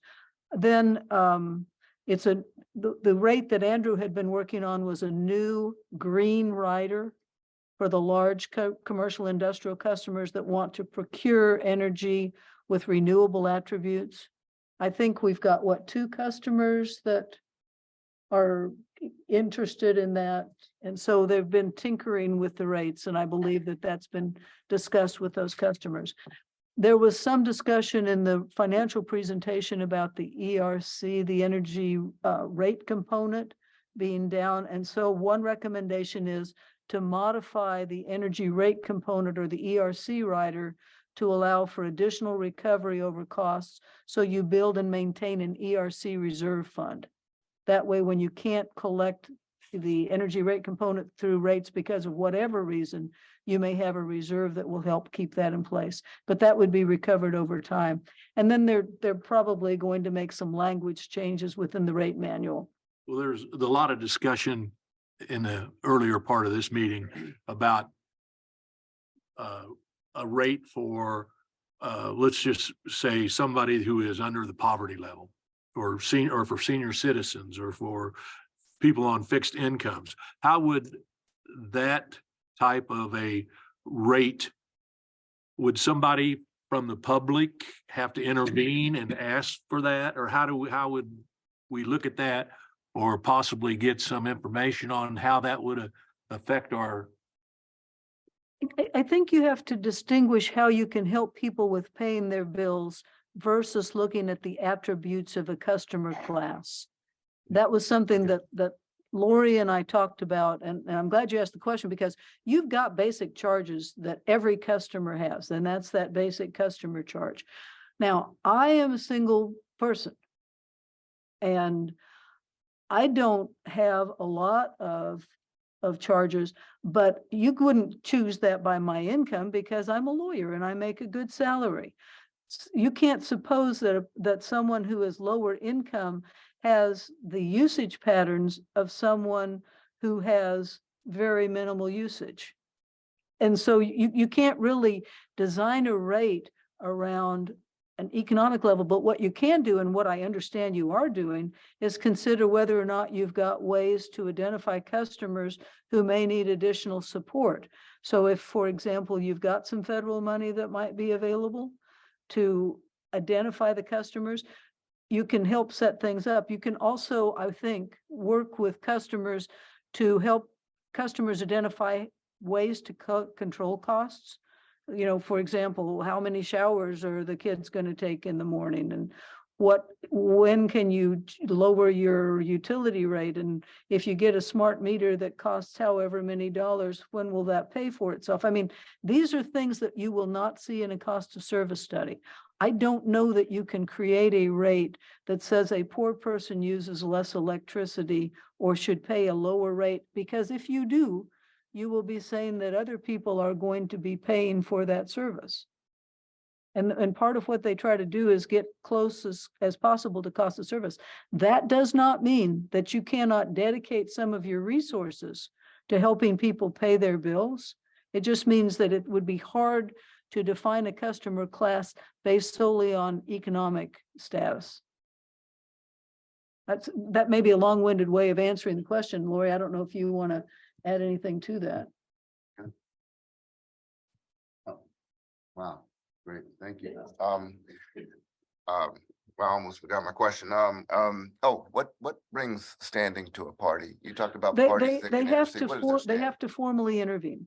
with very few exceptions, the people who have intervened in rate hearings in the past have been industrial customers, and they've done it with an attorney. Wholesale water customer intervened on one water hearing because the Kansas Corporation Commission basically told them they had to, for them to be able to pass on the water rates to their wholesale, to their customers. They needed to intervene and make their presence known. We have had an individual or two intervene over the years, but mostly it has been the larger customers. And so a notice is going to go out to the attorneys who've represented large customers in the past, and then we will publish this notice. Now, that doesn't mean that someone from the public can't intervene, but if they did, they would need to participate. And that would be come to all of the hearing and basically take part in it. And I think we've had one BPU employee who participated as an individual. We've had a very long time ago, there was a public utilities group. I don't remember their acronym, and Dr. Stacy Aller headed, PERB, yeah. And Dr. Aller intervened at one point, and he intervened to make the kinds of points that he thought was important to bring to the board's attention about considerations you should have when you set utility rates. So, but that wasn't so much technical response as, here are the things that we want you to think about. If I remember correctly. For him at Bristol. Yeah. Thank you. And one more quick question, Madam Chair. Are there standards and conducts for usually these admin law judges? I mean, I know Phil Carson has historically been, so it may have been some time. Are there a pool of, those applicants that might serve as hearing judges, or how we might, how that decision is going to be made for who that hearing judge might be selected? Has that been considered? Because I don't know. how I long just Phil got the Carson message did it. from Phil today, because I was out of town, that he decided not to come out of retirement to do this. So I just alerted Angela a little while ago. Yes, there's no official pool of judges that would be, or the attorneys that would do good at serving in that capacity, but based on, before we employed someone in that position, we would look at their background and their legal background and temperament to sit and be there and make the rulings for those. Who ultimately makes that decision? Or Staff. The The BPU staff, again, they're putting this hearing on for you. So I'll work, I mean, we talked about a couple of retired attorneys or retired judges. And when we started, it was a man from Emporia who my aunt knew, who had worked as an administrative law judge in one of the courts down there in, I think, in Lyon County. And he was great, but Thank you. Sure.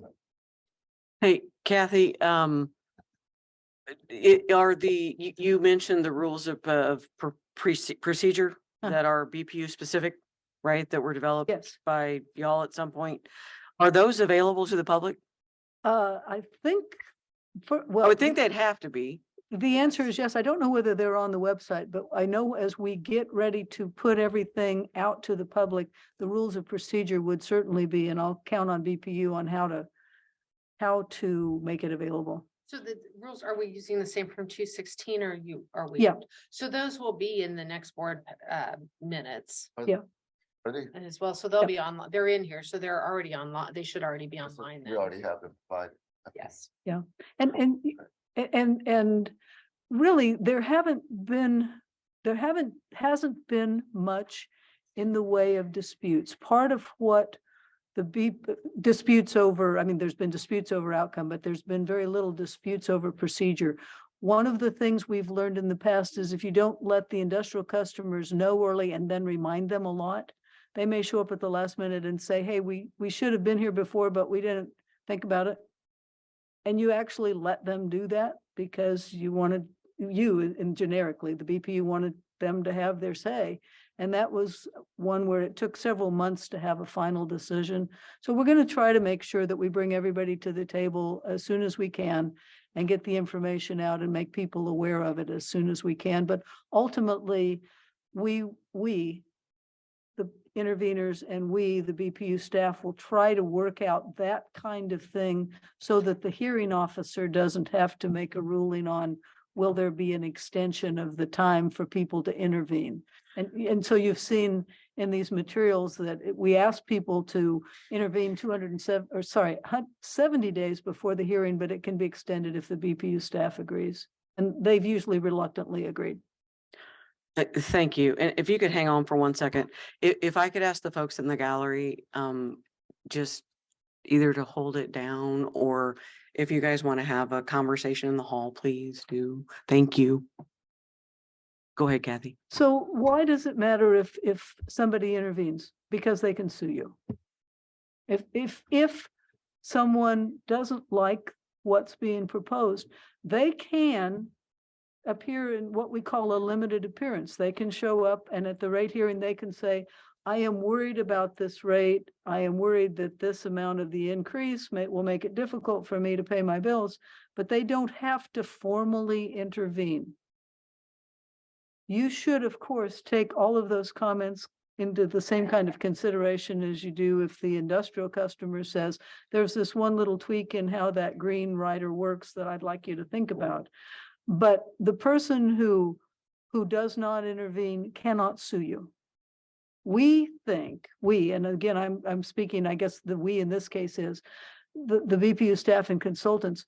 We would expect that if something comes up in the hearing process, we think that we would adjust the recommendation, as has happened in the past. There has been some adjustment of costs that can cause there to be a lower recommendation. There have been some mistakes of a calculation that have changed some dynamic. So I would hope that when a recommendation is made to you, it's fully supported by the facts. And that if someone did sue over a decision that you made, that we would be able to support the reasonableness of the decision that the board made. But still, that's part of the hearing process, to get all of the facts in front of you so that you make a reasoned decision based on the facts in front of you. And then if someone did sue, they would be able, they would hopefully not have a grounds to support overturning the board's decision. But that's the importance of having an intervener. No. Not at this time, but you can ask it afterward, Mrs. Lynch.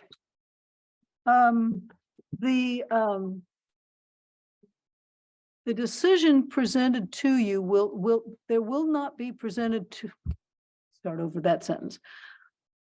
A recommendation and a final request for a decision will not come to you until we've wrapped everything up. And we will not, in this case, the we is generic, the whole BPU. The hearing will not be over until you make your decision. The rules say you should make a decision within 5 days of the completion of the hearing. We don't want the hearing to be completed until it's ready to come to you for a decision. And if you, as the board, have questions about any of this, we want to make sure that there's time for your questions to be answered as well. If you were at one of the hearing processes and you had questions about some of the things staff had to say, you can certainly ask questions then. You can ask questions at your board meeting. You can read these materials and raise questions. We want you, the board, to have all of the information in front of you before you make a decision. And so that's going to get probably to the last point I want to make.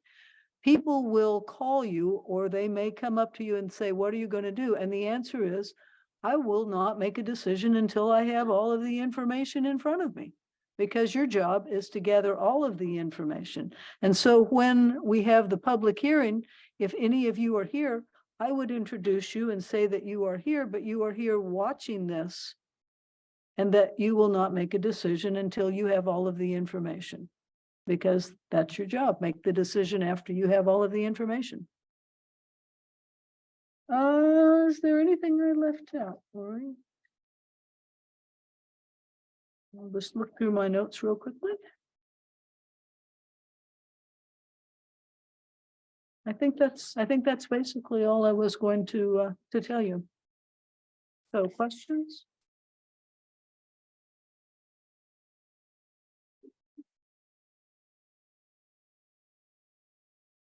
The rate hearing notice will be published in the Star as the paper that publishes on a couple of days' notice. It will also be published in the Echo, and I'm sure Mr. Melhoff will be determining how else the word can get out. And I believe, as I said, there will be letters going out to the people who have intervened in the past. Mr. Johnson, anything you want me to say in addition? I can't think of anything. I'm kind of looking at you and Lori to see if there's anything we didn't state. Okay. When does the clock start in the 90 days? Yes, thank you. So the present plan is to start the hearing on June 14th, which means that notice would be published sometime next week. Assuming that the cost of service studies are done. That's my question. Do we have an estimate of when the cost of service studies will be completed? Cost of service studies will be wrapped up by the time we publish the notice, which is March. When are we going? March, the week of March 6th. Yeah, the week of. So March next 6th. Wednesday? Hmm. Next Wednesday? Can we get the board a tentative schedule Yeah. of things that we've discussed? Hey, Okay. thank you, Bill. Okay.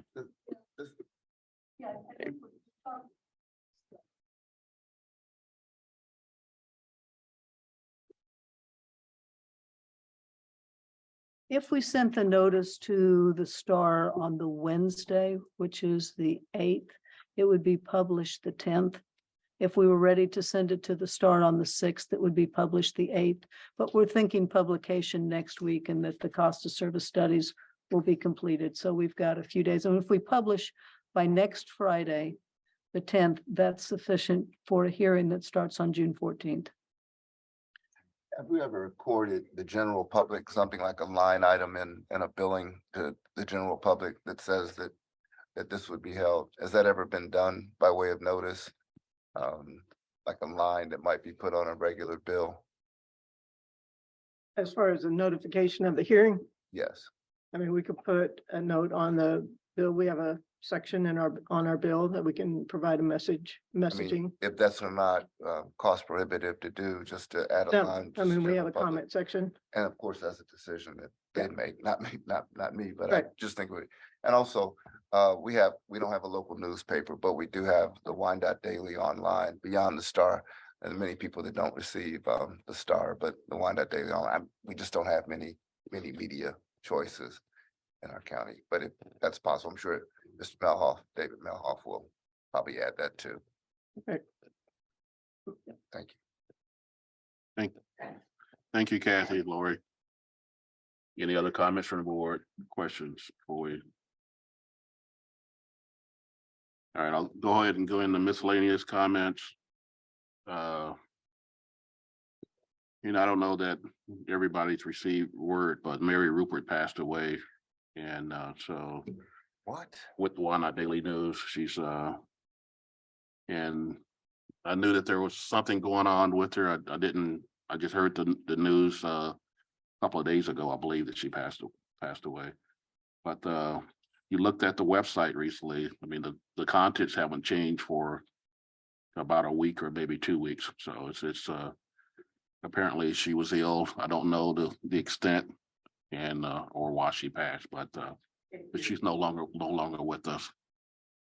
Other thing I'll say is, because of the market conditions now, I was asked to present with a couple of other utilities at the APPA CEO meeting this month. So I'll be taking some of the conversations that you heard tonight and probably adding other content to it. Talk about the market conditions and how that's impacting not only the utility, but also how it's impacting our customers throughout Kansas City. And other utilities are going to be one from Michigan and one from Florida that's going to be set on that panel discussion to talk about it.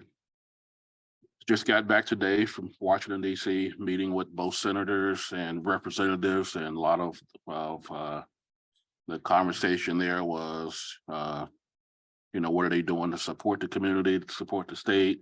A lot of questions about us aligning our schedules and communication channels to understand more about what's coming down the pike in terms of federal funding, state funding, and what channels are they coming through. We do have a number of people that track this thing and have been tracking this thing for a long, long time. And this was an annual meeting that I go to Washington DC every year around this time to meet directly with both senators and now 2 representatives because of the redistricting. Kansas City, Kansas has 2 US representatives. Those meetings went well. I'll speak more to it. I just got off the plane not long ago and haven't really collected all my thoughts. But I'll be bringing that back to the board. I think that wraps up my miscellaneous conduct, Madam President. I'll just turn it back over to you. Thank you. Mr. Groneman, comments? Yeah, I'd just like to thank everybody that came this evening, all the reports that were given, the financials and the energy market condition report and the rate hearing. It's been a while since, I think Kathy said it's been a while since we've had a rate hearing or a rate increase. So that was an interesting couple of meetings that we sat in on. And it looks like we're going to have that, to go through that again. Also, I think that, there's been a lot of discussion this evening about, what we can do for the community and for the people of Wyandotte County, Kansas City, Kansas. And I think one of the things that would probably be a big benefit was if we would look into funding a consumer or a customer advocate. I don't think we have one. I think we did for a while during CARA. I think Patrice served that function, but I think that it's something that if we could put in place a consumer advocate, somebody that the community could go to and talk to, that tracked money, funds, where funds might be available, track money that's going to be coming in from the federal government, these different programs, money for rehab, that would be beneficial for the community, and it'd be beneficial for us because I think it'd be a win-win situation if we can get our customers in a position where they can access that information readily and not, that's just my thoughts. I think it's something that we should, look at and maybe talk about at some time, whether that's something that we would want to do. And that's all I have to say. Thank you, Mr. Groneman.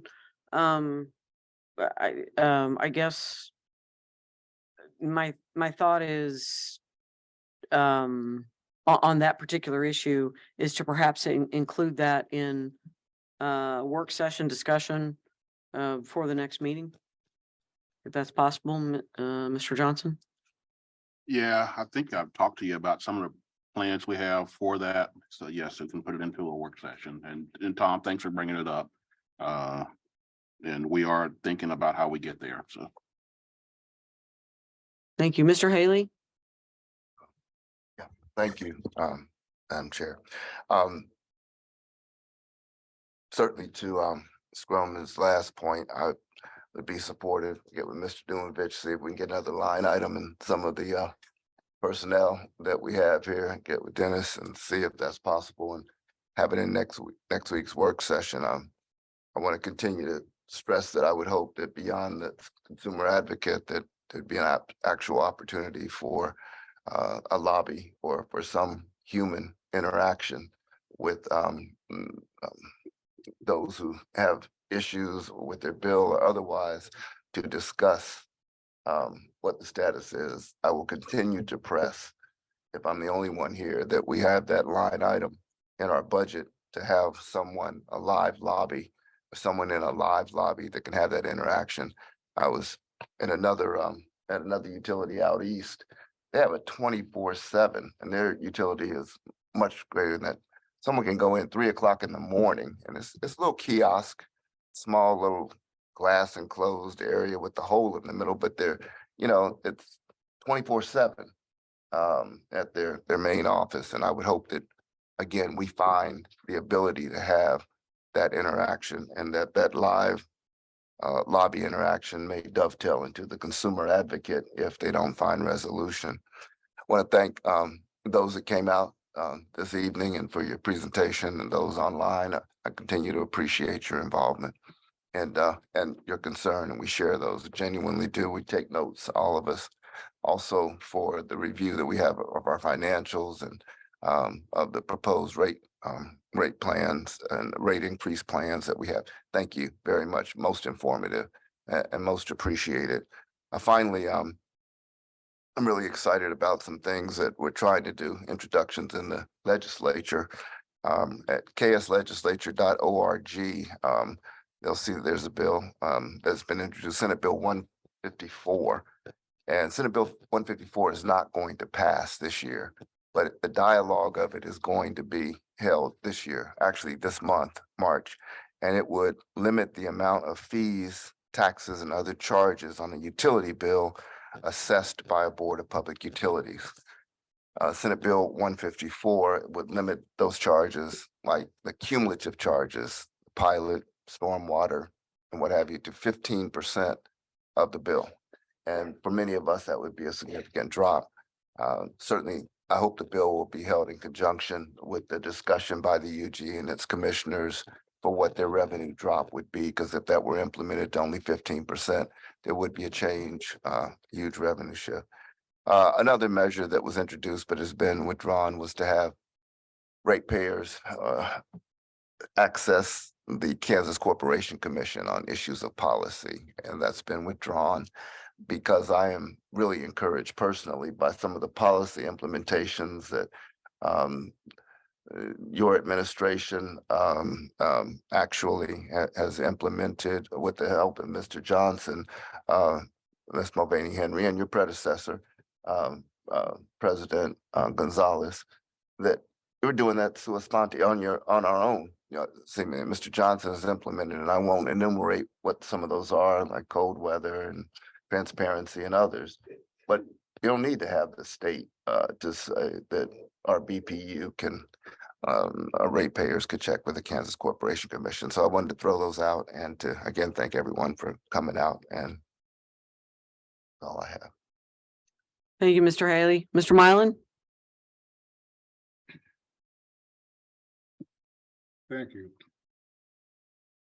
My comments will be brief, but I'd like to thank the participant night for your participation. That's what we're all about. Make sure we have concerns that you may have from the public to bring them forward on the first and third Wednesday. So you're welcome. And we remind you that you're not unwelcome. We need to hear from you because we're here to serve you. Keep in mind, our role as board members, we are to listen and defer you to the proper staff to take care of your issue. We are not here to debate you. We are not law judges. We are not no more than board members to listen to your concerns. Remind you, our goal is to listen, defer, and request staff to take action where necessary. Now, sometimes they misunderstand our role as a board member.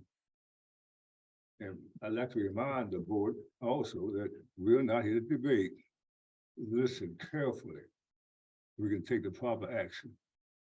However, I do have some good news for a change, if that's appropriate, Mr. President. I was fortunate enough to visit with the Presidential Highfield community on the 16th of February. They request my presence there to explain to them the purpose of the bill, what's on the bill, etc. I'd like to say that was very successful. The community there, about 10 or 15 were there, Zoom, to hear exactly what the process is and what's on the bill. Results of that was outstanding. I'd like to give a real appreciation and thank for the community of the homeowners association there. You received me very well. I had support too. So Johnson came in and support my effort there. But that's what it's all about. If your community has some real issues, you've got 6 board members here. Request them to come and visit your community. Hopefully that you'll be received as well as I will receive. They did print out from the minutes of the board members that they accepted response as how that deal was created, the portion that belongs to BPU, the portion that belongs to UG government, etc. That needs to be explained. One thing I did always forgot to do, tell them to go to page 3 on your bill. It tells you that graph exactly how much you use day by day on the water side and electric side. So it's up to you to monitor your own usage. On top of that, you can go to www.bbg.com and it will let you know exactly how you can monitor that at your own discretion. So that's part of our system. If it's working well, it depends on your effort. So I just like to say that community involvement is very essential. It's necessary, well needed. And from my perspective here as a board member, I welcome that response. And you're welcome to come anytime, especially first and third Wednesday. Thank you very much. Thank you, Mr. Mylan. I want to echo some of the other board members' comments and obviously thank those of you who attended this evening in the room on and also on Zoom. I know not everyone could stay for the entire meeting, but we do really appreciate the engagement. We are going to be better with this, I can assure you. And I hope that we see the fruits of the labor of this new committee here in 2023. So thank you very much, Kathy, for your presentation. Glenn, Joe, thank you guys very much for your presentations. Informative as always. And that's all I have. So Mr. Bryant. Thank you. For those of you who were able to audit the majority of tonight's meeting, I hope you acquired a deeper understanding of the complexity involved in running a manufacturing business. After all, unlike the unified government, the BPU is not a governmental agency. It is a manufacturer of electricity and drinkable water. Much like groceries or gasoline, these are commodities that we all consume. As a board member, I have the responsibility to make sure that the utility is ran with the goal of not just delivering water and electricity to everyone today, but also tomorrow, next week, and next year. In the middle of these complex equations that make reliability a reality, we must also keep the human element in mind. I look forward to working with my fellow board members to lay the groundwork for our community engagement to make it an efficient avenue for attacking some of the nagging issues that plague our community.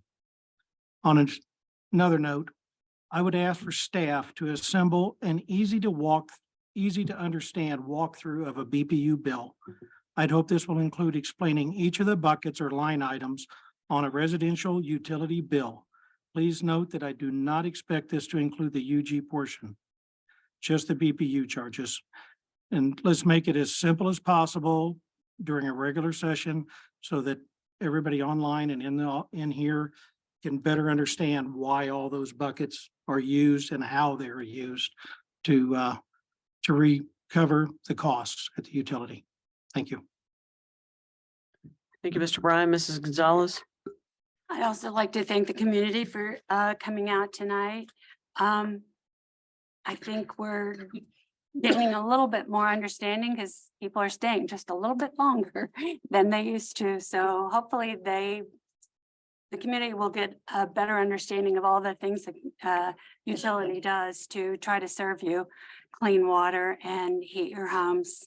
I'd also like to say thank you to Joe and Glenn and Lori for your presentations tonight. Kathy, I never like to hear yours, but I'm glad you're here as well. So good to see you again. That's all I have. Are we doing server rebuttals now, Mr. Haley? Thank you. I'm sorry. Returning to a previous order of business, we approved, Madam Chair, last meeting from last session. I noted there was a correction that should have been. I left. I did not leave the meeting. It says that I did. When everyone went into executive session, I actually remained on the line, and so when you returned from executive session, motion was made to adjourn. I was still there, and I actually did vote in that roll call vote to adjourn. After that, I'd like the minutes to reflect that I was hanging on for everyone to come back, and that I attended the entire meeting with the exception of that, if I could, Madam Chair. Page 8 of the minutes. Would have to be a motion. Rich, can you modify the minutes? Well, it would. Okay, so Need a motion to it. This is Jeff. I move to amend the approved minutes to include Mr. Haley waiting in the wings during the executive session. If I could make a substitute, just, I didn't attend the meeting, it would just strike that line. I mean, Mr. Haley, who was attending via Zoom, left the meeting. Just if you just strike that, then that would I be. think there needs to be some indication though that you were not in the executive Mhm. session, so we'd have to add that in. I'm going with mine. Okay. I like the wording too, Okay. waiting in the wings. do we have a second? Waiting and To which, the substitute or to the, To replace the approval of the minutes earlier with an approval of the amended minutes to include Mr. Haley on hold during the executive session. waiting in the wings. Well, if you want that, No, I'm, thank you. yes. Do I have a second? Mary seconded I that. second. Fine. Roll call, please. Roll call, Groneman, Aye. Haley, aye. Mylan, Aye. Mulvaney Henry, Aye. Bryant, Aye. Gonzalez. Aye. That motion carries. Thank you, Madam Chair and members. I'll entertain a motion to adjourn. This is Jeff, so moved. Second. It's been moved and seconded. Roll call, please. Roll call, Groneman. Aye. Haley, Aye. Mylan, Aye. Mulvaney Henry, Aye. Bryant, Aye. Gonzalez. Aye. That motion carries. This meeting is adjourned. 15.